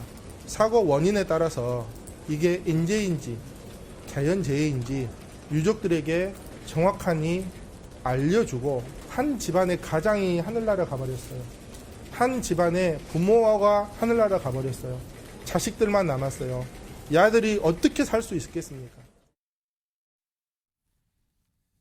유족분들의 호소였습니다. 온전한 모습으로 고인을 봤으면 좋겠다라는 너무나 당연한 소망인데 지금 신원 확인이 안 된 분들도 꽤 있습니다, 지금요. 자, 그리고요, 이 고인이 되신 분들의 사연도 지금 많이 알려지고 있어요. 화면으로 좀 소개해 드리겠습니다. 제목이 제주항공 여객기 참사 깊은 애도 속에 사연들이 알려지는데요. 어떤 부부가 계십니다. 신혼여행을 가지 못했다가 이번에 3살 난 아들과 함께 첫 해외여행 방콕을 가신 겁니다. 태국을. 지금 저 여객기는 전 세계로 알려지죠. 단체 여행을 많이 가셨어요. 여기 보시면 여행 사진. 재미있게 놀아준 아들 덕분에 행복했다. 또 있습니다. 크리스마스 맞아 친구들과 태국 여행을 가신 분이 있어요. 사랑이 많은 막내 아들 마지막으로 연락했을 때 선물을 사온다. 이런 사연들입니다. 자, 한문 교수님. 지금 유족 대표분께서 모든 시신의 신원이 확인될 때까지는 장례 논의를 중단하겠다. 어떻게 보면 당연한 겁니다. 지금 네, 이거 좀 그렇습니다. 어떻게 좀 보셨습니까? 네, 지금 뭐 유족 대표께서 말씀하신 것처럼 뭐 온전한 시신을 찾은 유족분들도 있으실 거고요. 그렇다고 해서 그분들 먼저 장례 절차를 진행한다라는 것은 말씀하신 것처럼 나머지 지금 확인이 안 되신 분들을 기다려서 예. 같은 슬픔에서 시작을 하는 게 맞는 거라고 보이지고요. 예. 저희 방송 그 모두에 그 기자가 이제 인터뷰를 했지 않습니까? 예. 600여 구의 그 시신이 지금 발견이 됐다. 그러니까 어떻게 보면 탑승객이 179명인데요. 예. 그 승객은 179분이에요. 네, 그렇습니다. 근데 지금 아마 굉장히 안타깝지만 굉장히 좀 잔인한 말씀이지만 그러니까 이 온전하지 않은 상태의 고인들의 모습이라는 거죠, 지금요. 네, 그렇습니다. 굉장히 아까 지금 유족분들께서도 아까 가장 기본적인 거거든요. 돌아가신 분의 그 온전한 모습 그대로 가족들이 가족들 인계되고 볼 수 있는 모습. 근데 지금 그 상태가 안 되고 있다는 거죠, 지금요. 네, 그렇습니다. 그래서 그런 부분들이 아마 이제 당국에서도 지금 유족들의 마음을 헤아려서 이제 최선을 다해서 예. 이제 신원 확인을 거치는 걸로 알고 있는데요. 예. 지금 현장에 이제 소위 말하는 신속 DNA 판독기가 3대 정도. 아. 근데 이제 하나 그 샘플링해서 예. 측정하는데 약 2시간 정도 소요가 되는 걸로 알려져 있습니다. 이제 설치가 돼 있습니까, 현장에? 네, 현장에 예. 돼 있고 그러면 이제 말씀드린 것처럼 산술적으로 그러한 부분들을 이제 모두 다 예. 좀 평가를 해서 이런 것들을 좀 그 맞춰야 되는 그런 절차가 있기 때문에 예. 좀 안타깝지만 예. 좀 충분히 좀 기다려서 시간이 좀 걸리겠네. 네, 그렇습니다. 네. 시간이 걸린 거지만 유족분들께서는 너무나 황망하고 가능한 빨리 확인하고 싶어하는 게 당연한 거 아닙니까? 정부 당국이요, 그리고 제주항공 당국에는요 최선을 다해서 유족분들에게 협조를 하셔야 될 걸로 생각이 듭니다. 자, 사연이 계속 알려지고 있습니다. 그리고 많은 분들이 그 사연을 보면서 눈물을 짓고 계세요. 자, 이번에는요 2명의 생존자가 있었죠. 많은 분들이 초기에 2명의 생존자가 구조됐다는 얘기가 나왔을 때 추가적인 생존자가 빠르게 늘어나길 바라셨을 겁니다. 그러나 생존자는 2명에 그쳤거든요. 자, 이 생존자 승무원 분들이죠. 이 생존자와 관련된 얘기가 좀 있었습니다. 들어보겠습니다. 검사 결과 제9, 제10 흉추 골절 그리고 좌측 견갑골 골절 또한 좌측 제1, 제10 늑골 골절이 진단되었습니다. 깨보니까 구조되어 있더라 이 정도 말씀하셨습니다. 저희가 그 사고 당시에 상황에 대해서는 자세히 묻질 않았습니다. 일부러 이 트라우마도 있고 회복에 도움이 되지 않겠다는 그런 판단하에 승무원 2분이 생존해서 어제 이렇게 목포에 있는 병원으로 후송이 됐다가 어제 오후 늦게 다시 서울로 이제 이송이 됐습니다. 완치될 때까지 필요한 모든 지원 다 아끼지 않아야 할 것이고요. 현재 중환자실에 있는 분도 계십니다. 절대적으로 안정이 필요한 상황입니다. 완치 후 다시 본인이 희망에 따라 가지고 충분히 그런 부분들은 협의할 수 있을 겁니다. 자, 권보원 교수님, 이 생존한 2명의 승무원, 이게 표현이 맞는지 모르겠어요. 기족의 생존 맞습니까? 그렇게 봐야 됩니까? 네, 기적의 생존입니다. 지금 사망하신 분들은 일단은 항공기가 외벽 또는 그 둔덕에 충돌하면서 충격에서 1차 사망하신 분들이 앞쪽은 나왔을 것이고, 두 번째는 날개에서 이제 폭발, 그 연료라는 폭발로 인해서 그 화염과 열기 때문에 그 가운데 부분 계신 분들이 많이 그 사망하신 걸로 판단이 되고요.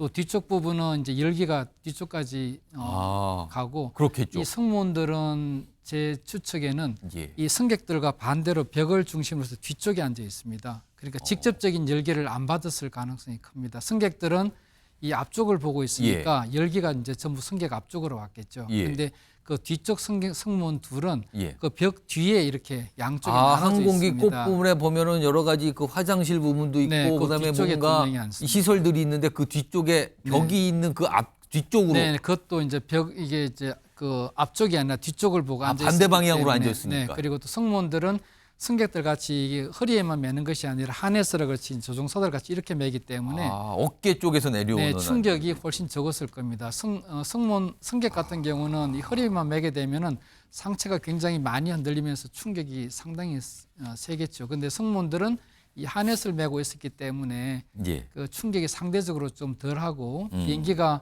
이게 돌면서 이렇게 옆으로 누웠습니다. 뒤쪽 꼬리 날개가 사진에 보면 그러면서 이렇게 튕겨 나오지 않았을까.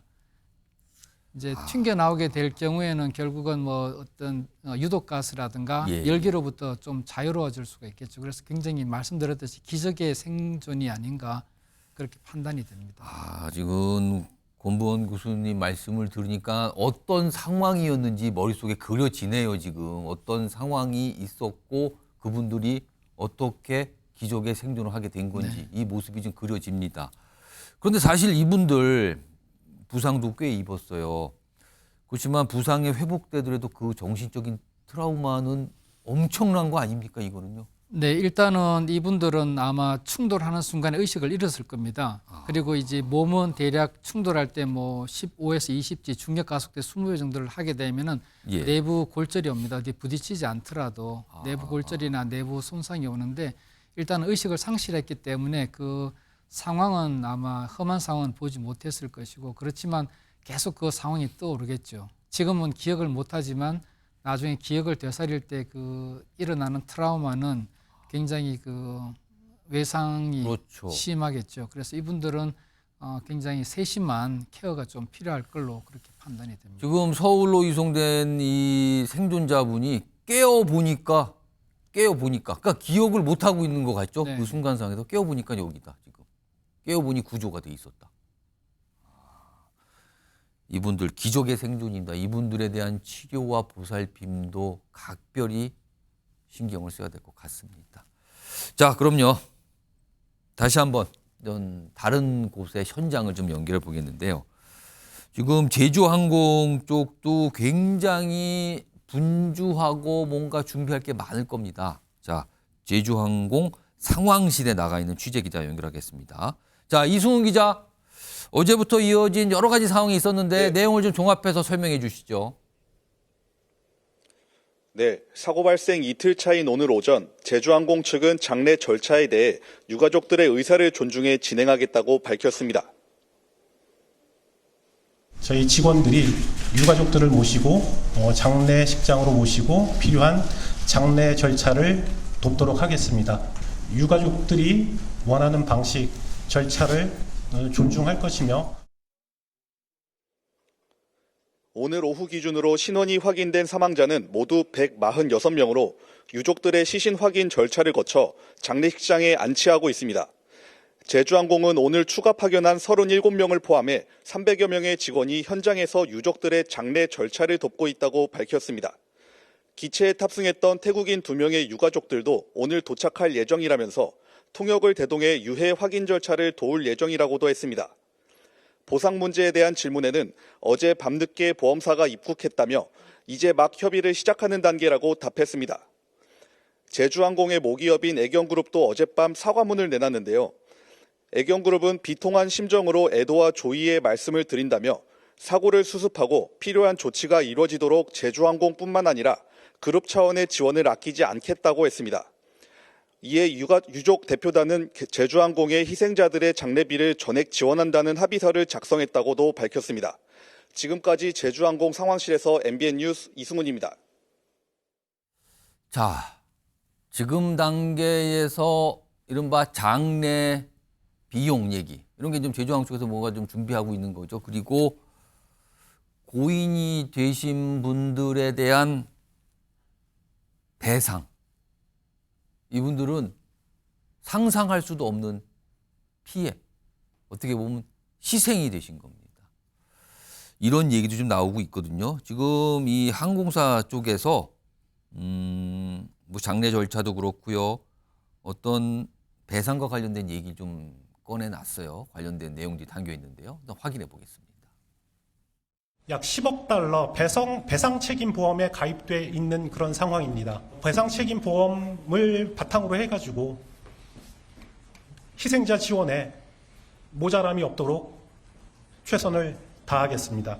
탑승자 가족들 옆에서 말씀드린 어떤 장례 지원 절차라든가 이런 부분들에 대해서 계속 상의하고 그분들의 의견을 듣고 있습니다. 유가족들을 최대한 예우하면서 향후 보험 처리와 관련한 그런 논의를 진행하도록 하겠습니다. 자, 이경민 변호사 나오셨는데요. 지금 이 제주항공 사고 여객기, 그러니까 이런 거 대비해서 사실 보험을 가입을 하죠. 근데 물론 이제 규모가 크고 아까도 액수가 엄청나던데요. 지금 보험 가입 상황은 어떻게 나오고 있습니까? 일단은 제주항공에서 가입한 보험 같은 경우는 이제 5개의 보험사에 지금 가입을 해 있고요. 그 5개 보험사도 영국에 또 재보험을 가입을 해 있습니다. 그러면은 그 5개 보험사 국내 보험사인데 예. 제주항공이 국내 보험사에 가입이 돼 있고, 그렇습니다. 근데 그 국내 보험사는 또 영국에 해외에 있는 다른 더 큰 보험사에 또 재보험 가입이 돼 그렇습니다. 있고. 보험사가 이제 재가입을 해 있기 때문에 뭐 건전성 측면에 있어서는 보험금 지급은 이제 당연히 가능한 상황이고. 예. 근데 뭐 조심스럽게 그 금액에 대해서 말씀을 드리면 어쨌든 뭐 보통의 이런 피해가 발생을 했을 때 1인당 어쨌든 피해 금액을 따졌을 때는 최소가 이제 2억 5천 정도에서 시작을 하거든요.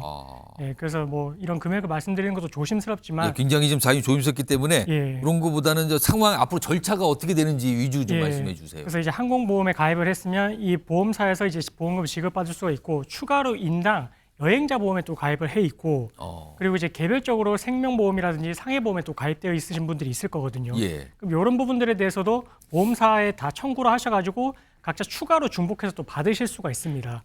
네, 추가로 또 받으실 수가 있고 그리고 시민안전보험이라고 해가지고 지자체에서 또 가입되어 있는 또 보험이 있습니다. 예. 그거를 통해서도 이제 추가로 또 지급이 가능한데 근데 문제는 이제 어느 보험사에 어떻게 가입되어 있었는지 피해자가 어떤 보험에 가입되어 있는지 알 수가 없는 부분이 있어가지고 예. 그래서 그런 부분들에 있어서는 이 금융당국에서 나서가지고 이 보험을 조회를 해줄 수가 있거든요. 그래서 이제 희생당하신 분들에 대해서 어떤 보험에 가입되어 있으셨는지 뭐 이런 부분들을 다 확인을 해서 예. 지금 어쨌든 그 절차를 진행을 좀 빠르게 도와드리겠다라고 하고 있어가지고 예. 아마 어떤 보험에 가입을 했는지 그 부분이랑 또 어떤 절차를 통해 가지고 지급이 가능한지 이런 부분들도 신속하게 좀 안내를 받을 수 있을 것 같습니다.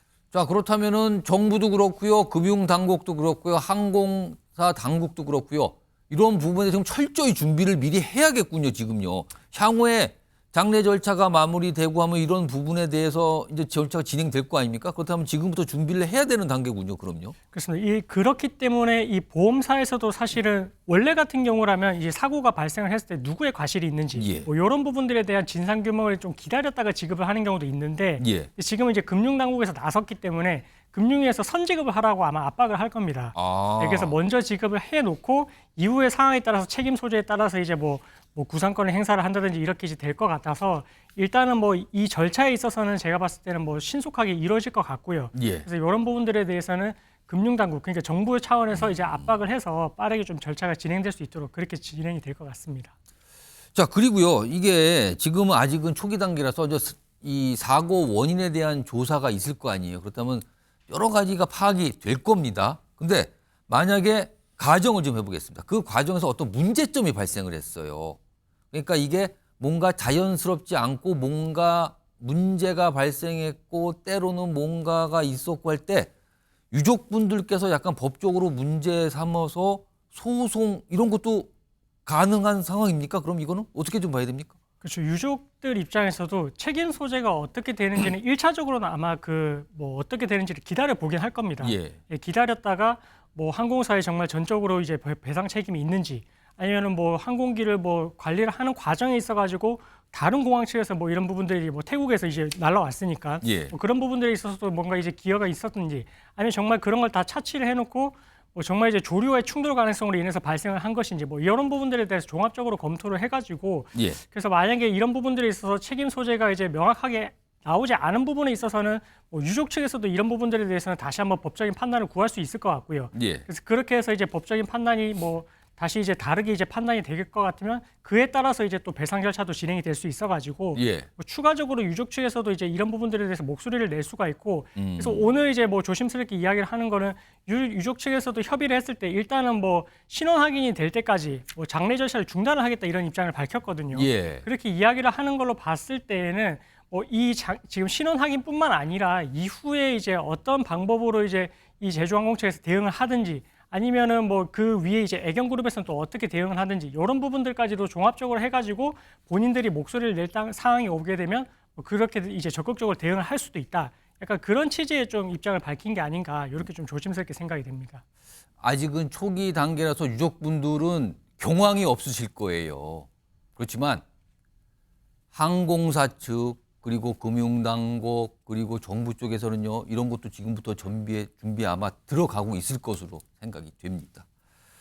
자, 현장 연결 다시 한번 또 다른 곳 좀 해보겠는데요.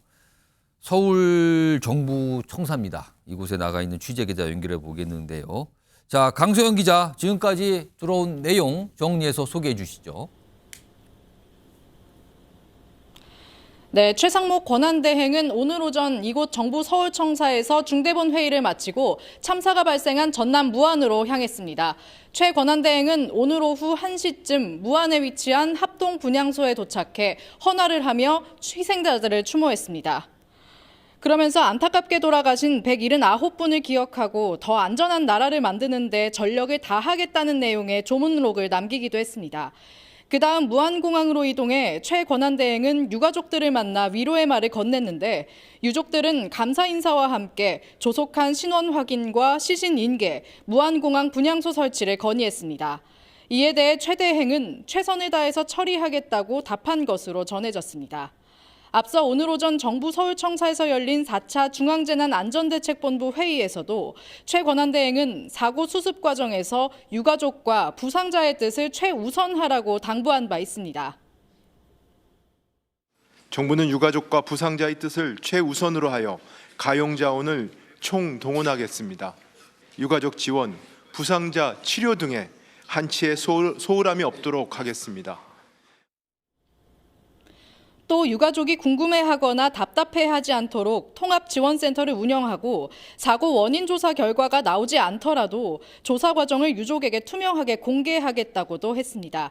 지금까지 정부 서울청사에서 MBN 뉴스 강서영입니다. 자, 지금부터는요 이번 참사와 관련된 정부 그리고 정치권의 움직임 그 내용 좀 다뤄보겠습니다. 우선 최상목 대통령 권한대행 그리고 여야 정당들의 움직임들도 오늘 굉장히 활발하고 바쁘게 있었습니다. 그 모습 먼저 확인해 보겠습니다.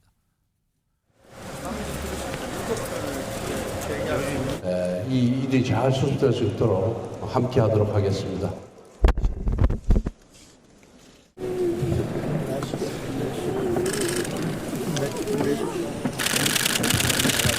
유족들과 국민들께 진심으로 사과드립니다.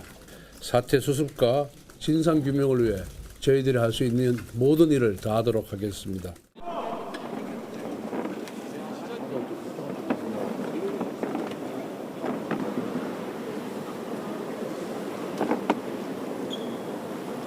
지금 무엇보다 중요한 것은 사고 수습입니다. 우리 당은 항공참사대책위원회를 중심으로 할 수 있는 모든 것을 다 하겠습니다.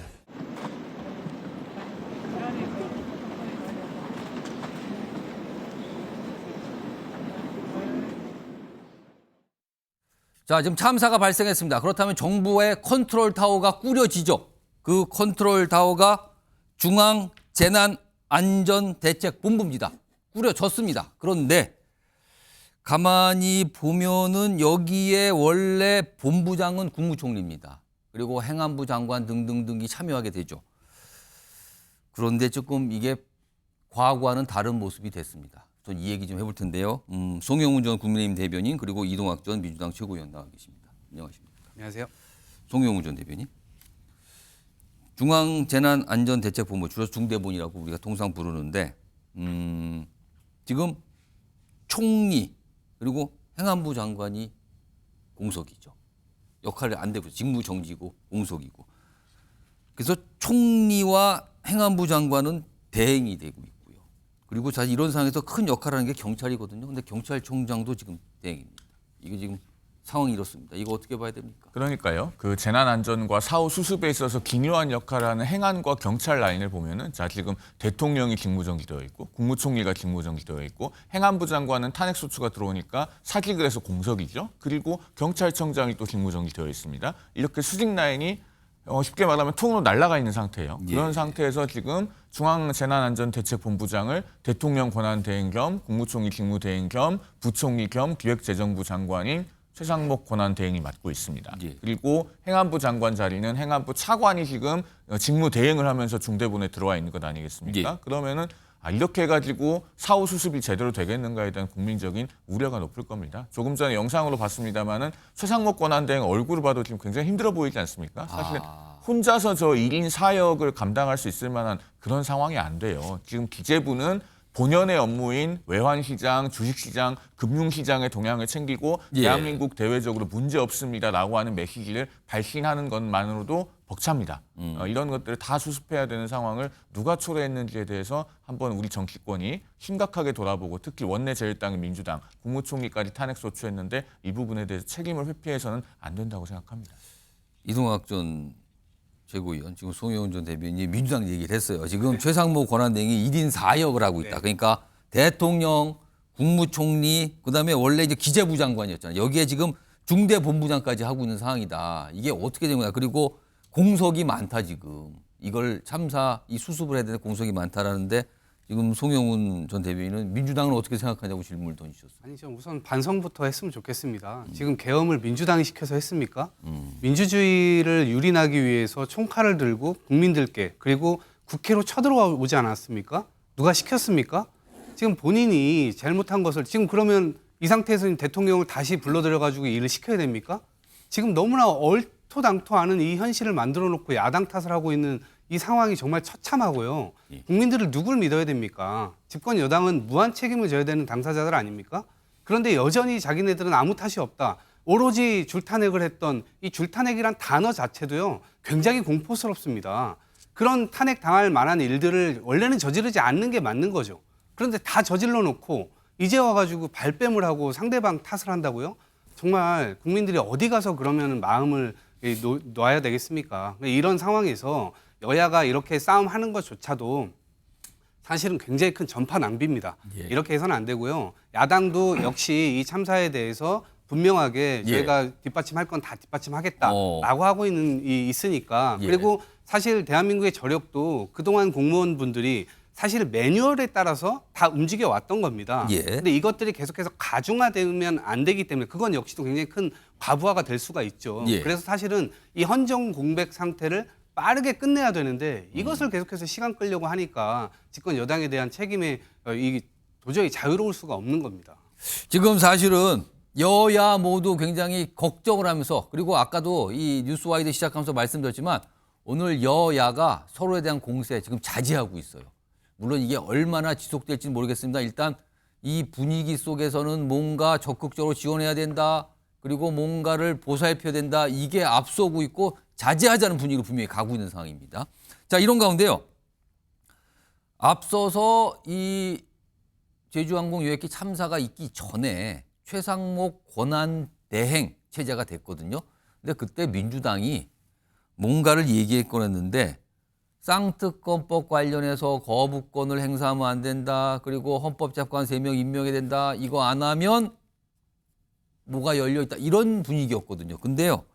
어제 오늘은 분위기가 조금 달라졌습니다. 민주당에서 나온 말이거든요. 들어보겠습니다. 최상목 대통령 권한대행에게 촉구합니다. 국민의 명령에 따라서 헌법에 명시되어 있는 절차에 따라서 혼란을 멈추는 길을 선택해야 합니다. 국회가 추천한 헌법재판관 3인을 지체 없이 임명하고 특검을 수용해야 됩니다. 좀 기다려야 되지 않겠습니까? 오히려 좀 신중하게 인내심이 있게 기다리면서 설득도 하고 대화도 하고 여러 가지 과정을 통해서 진행을 할 생각입니다. 자, 이동학 전 최고위원. 일단 민주당에서 나오는 말이 이른바 이 내란 일반 특검 법안 그리고 김건희 여사 특검 법안 이건 거부권 행사도 일단 인내하겠다. 그러니까 탄핵소추 얘기는 하지 않겠다. 근데 사실은 헌법재판관 3명 임명을 하라 그러는데 만약에 한덕수 전 권한대행처럼 최상목 권한대행도 헌법재판관 3명의 임명을 거부하면 민주당은 어떤 판단을 하는 겁니까? 저는 그때가 되면 다시 탄핵을 할 수밖에 없다고 생각을 합니다. 다만 지금 약간 이게 뒤로 빼는 듯한 사무총장의 말은 그동안 민주당이 너무 급한 거 아니냐, 설득하려는 노력조차 하지 않았던 거 아니냐라고 하는 비판을 일정 부분 좀 받아들인 것에 대한 이 답이 아닌가 싶습니다. 그럼 약간 시간을 두겠다라는 의미입니까? 그렇습니다. 충분히 시간을 좀 주고 왜냐하면 지금 이 국헌 문란 상태가 대한민국에서 계속해서 진행되고 있는 상황 아닙니까? 더더군다나 수사기관에서 수사받아라 조사받아라 하고 있는데도 대통령은 차일피일 미루고 있단 말입니다. 그리고 이 수계라고 할 만한 사람들은 대부분 다 잡혀가가지고 이미 이 증거물들이 다 나왔습니다. 그럼에도 불구하고 지금 대통령이 저렇게 배째라는 식으로 나오고 있는 상태이고 또 집권 여당이라는 분들은 여전히 금쪽이를 대하듯이 금쪽이 대통령 대하듯이 그 대통령이 하는 대로 지금 다 따라가고 있는 상황 아닙니까? 어쩌면 지금 헌법을 완전히 유린했고 짓밟았음에도 불구하고 그거를 이탈하지 못하는 대통령의 어떤 영향력 하에서 이탈하지 못하는 모습을 계속해서 보여주고 있단 말입니다. 그런데 여기에 지금 볼모로 잡혀 있는 게 민생이기 때문에 민주당 입장에서는 사실은 속도를 더 내야 하나 더 비판도 가하고 압박도 더 가야 하나 일정 부분 지금 참사도 겹쳐 있고 어찌 보면 연말 연초 굉장히 경제적으로 힘든 이 시기에 정치만으로 이 시간과 공간을 채울 수 없다. 그래서 약간의 좀 시간을 좀 주는 것이고 결국은 최상목 경제부총리 역시도 권한 대행을 하고 있으니까 헌재에서도 그렇고 입법조사처에서도 그렇고 내로라 하는 권위적인 기관들에서 이거를 통과 안 시킬 이유가 없다. 임명해라라고 하고 있기 때문에 저는 머지않아 임명될 것이라고 생각합니다. 그러니까 최상목 권한대행이 헌법재판관 3명을 임명해야 된다는 게 민주당의 입장인데 시간을 어느 정도까지 지금 줄 걸로 보이십니까? 그럼? 우선은 뭐 애도 기간을 저희가 1월 4일까지 일주일로 잡았죠 지금 발표를 했기 때문에 적어도 그 기간 동안까지는 저희가 국민들의 어떤 예의 차원에서라도 그 기간까지는 좀 기다려야 되고 그 이후라도 다시 이 부분에 대한 촉구를 해야 된다 생각합니다. 일단 애도 기간까지는 어떤 주장이나 어떤 내용을 얘기하지는 않겠다. 이게 이제 민주당 입장으로 보인다는 거죠. 송영우 전 대변인. 최상목 권한대행.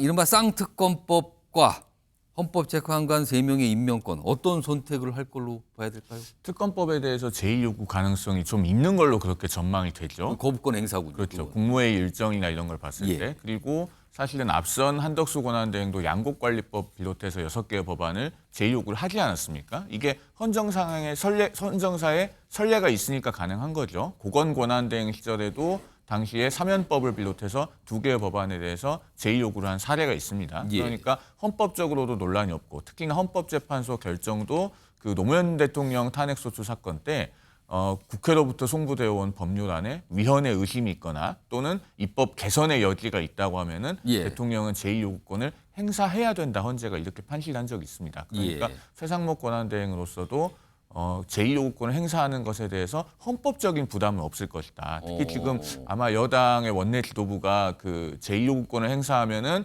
야당과 다시 특검법에 대해서 새로운 안으로 논의를 해서 협상을 하겠다라고 하는 시그널을 보내고 있지 않습니까? 박형수 원내수석 부대표가 그런 얘기를 하고 있으니까요. 아마 그런 것들을 감안해서 제2요구를 할 가능성이 높아 보이고. 그리고 사실 중요한 건 민주당의 관심사는 헌법재판관 3명에 대한 임명 여부예요.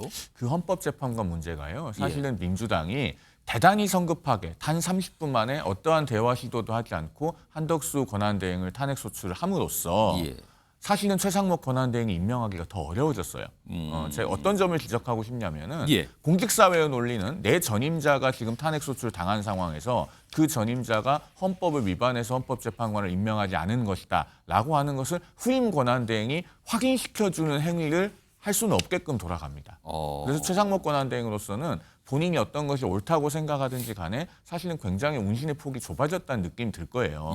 그런 점 때문에 일단 숙고의 시간을 가질 것 같고 그런데 당장은 뭔가 결정을 할 여유가 없죠. 지금 사실은 이 참사 수습에 경황이 없을 거예요. 그렇습니다. 지금 179분이나 되는 우리 고귀한 생명을 잃지 않았습니까? 예. 그러니까 사고 수습에 전념해야 되는 상황이기 때문에 일단 국가 애도 기간이 끝나기 전까지는 헌법재판관 문제에 대해서는 어떠한 결정도 하기 어렵지 않을까라는 생각이 듭니다. 그렇다면 이 지점에서 민주당이 해야 될 일은요. 예. 지금이라도 물밑에서 여야 간 대화를 하고 국가 애도 기간이 끝나면 최상목 권한대행 여당의 수장 그리고 야당 대표까지 예. 3자 또는 5자가 모여서 이 문제를 풀기 위한 대화를 함으로써 정치를 복원하는 길을 모색해야 된다. 그것이 지금 원내 다수당으로서의 책임이다라는 점을 말씀드리고 싶습니다. 수면 아래 가라앉아 있지만 헌법재판관 3명의 임명권 여전히 남아있는 상태예요. 지금은 애도 기간 그리고 참사 앞에 모두가 슬픔에 잠긴 기간이라서 지금 여야는 오늘 그런 얘기를 꺼내놓지 않고 있습니다만 잠재돼 있는 이슈죠. 다음 이슈, 다음 주제 넘어가 보겠는데요. 이 주제는 키워드가 준비되어 있습니다. 보시죠. 체포영장 청구입니다. 오늘 새벽 0시입니다. 공수처가 윤석열 대통령에 대한 체포영장을 청구했어요. 그렇다면 이게 심사가 이루어지겠죠? 아직 심사 관련된 내용은 아직 들려오지는 않고 있는데 일단 청구를 했어요. 자, 그런데 이 청구와 관련해서 윤석열 대통령 측에서는요, 이 의견서를 내겠다. 그리고 관련해서 변호인 선임계를 오늘 제출한다. 이런 얘기가 있었어요. 오전에 예고가 됐는데 아직까지 관련된 소식은 안 들어오고 있는데 내용이 속보로 들어오면 전해드리고요. 이런 예고가 있었는데 그러면서 공수처에 대해서 뭐라고 얘기를 합니다. 뭐가 없다고 얘기를 해요. 윤석열 대통령 측의 얘기입니다. 들어보시죠. 체포영장이 부당하다. 권한 없는 기관에 의한 체포영장 청구고 우리 형사소송법상 체포영장 청구 요건에도 맞지 않는다. 그게 핵심입니다. 어느 기관에서 청구해야 되는 문제는 지금 말씀드릴 사항은 아니고 공수처는 내란죄에 대한 수사권이 없다. 이거를 말씀드리는 겁니다. 이경민 변호사, 지금 윤석열 대통령 측의 얘기는 검찰은 물론이고 공수처도 내란죄 수사권이 없다. 그래서 수사에 응할 수 없다는 건데 이거 어떻게 봐야 됩니까? 그러니까 공수처에서 이제 윤 대통령 측에서 주장을 하는 건 어쨌든 공수처에서는 이제 고위공직자에 대한 직권남용과 관련된 부분에 한정해서 지금 수사를 해야 되고 그럼 직권남용죄로만 한정을 하게 되면 대통령이 이제 불소추 특권이 적용되기 때문에 이 부분에 대해서 이제 수사를 할 권한도 없고 체포영장을 내란죄까지 이제 확대시켜가지고 이제 청구를 할 수가 없다. 이런 입장을 지금 이제 주장을 하고 있는 것이고요. 근데 사실 이 부분에 있어서도 지금 법 쪽에서는 조금 시선이 엇갈리고 있는 것 같습니다. 이 고위공직자에 대한 이런 직권남용을 수사를 하면서 이때 인지한 지금 관련 수사 같은 경우에는 이 수사권이 있다라고 지금 공수처에서는 보고 있는 건데 사실 이거에 대해서까지 만약에 이제 수사권이 없다라고 해서 이제 판단을 받게 되면 결국은 이제 이 지금 경찰, 검찰, 지금 공수처까지 수사를 하고 있는 주체들이 어느 지금 기관도 수사를 제대로 이제 할 수가 없는 그런 상황까지 지금 돼버리게 되는 것 같거든요. 그래서 이런 부분들에 대한 방어 논리는 지금 어떻게 보면 윤 대통령 측에서 앞으로 소송에 있어가지고 어떻게 임할 것인지라는 부분들을 미리 좀 엿볼 수 있는 것 같고 그리고 지금 만약에 체포영장이 발부가 될지 여부에 대해서는 아마 이제 하루 이틀 내로 지금 법원에서 이제 결정이 날 텐데 그럼 그 결정이 나더라도 이 이후에 지금 체포가 가령 이제 집행이 돼서 이제 조사를 받으러 가는 모양새가 돼서 이제 그 피신 조서가 나오고 이 부분에 대해서 이후에 법원으로 이제 기소가 된다고 했을 때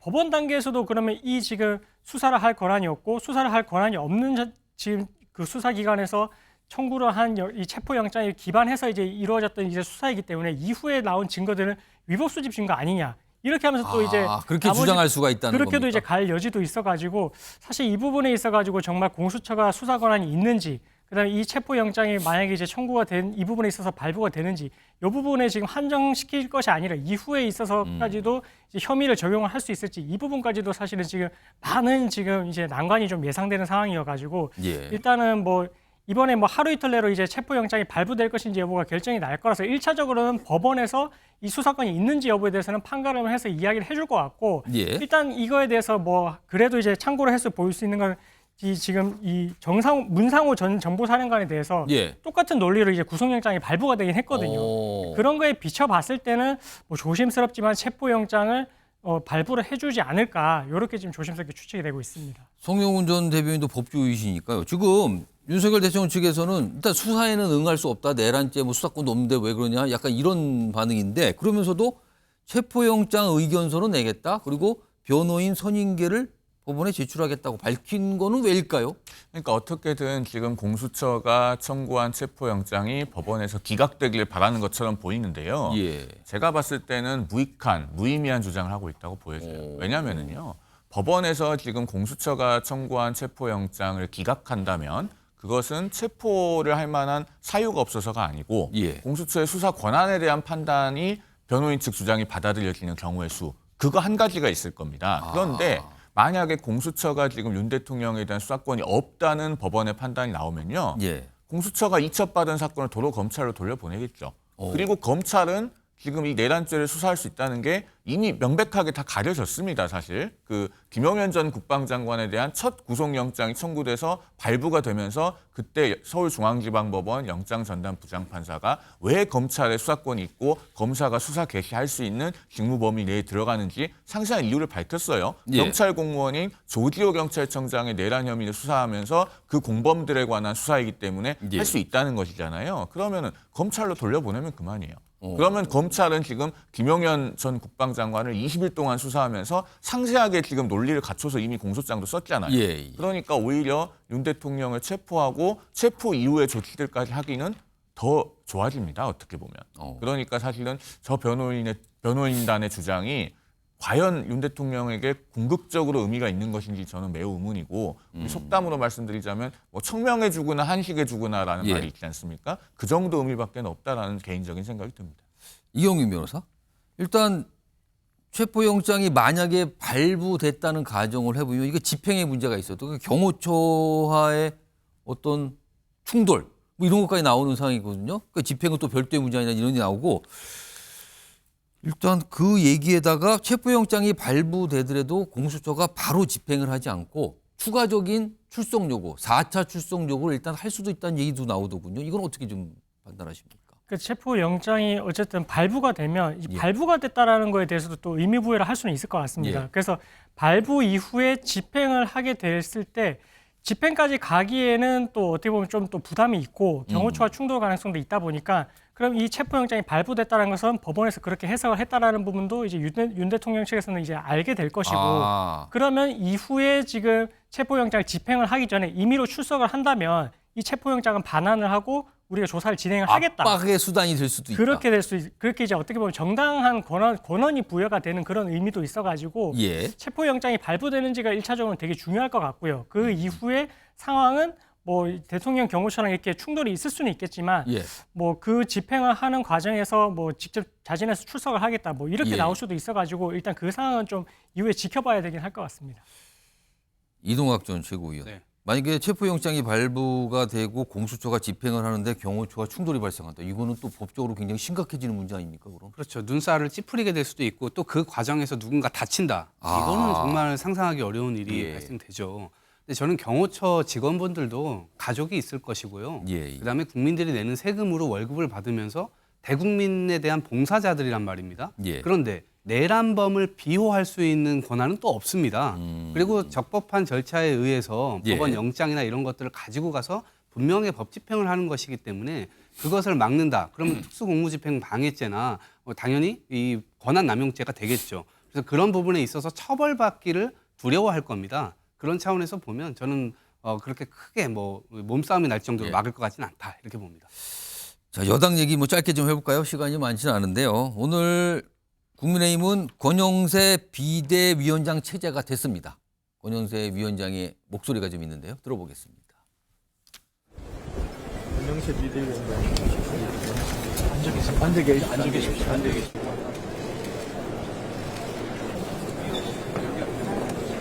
정부가 지금 어려운 상황에 있습니다만은 정부의 모든 관계자들이 이 사고 수습을 위해서 그리고 희생자들의 마지막 가는 길을 잘 모시기 위해서 지금 최선을 다하고 있습니다.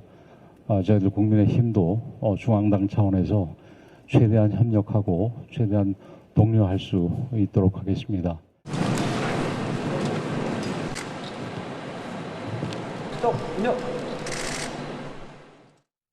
자, 송영훈 전 대변인. 지금 권영세 비대위원장이 오늘 체제 위원장이 되면서 정식으로 되면서 비상계엄과 대통령 탄핵 관련해서 국민들께 사과 입장을 냈거든요. 걱정 끼쳐드렸다면서.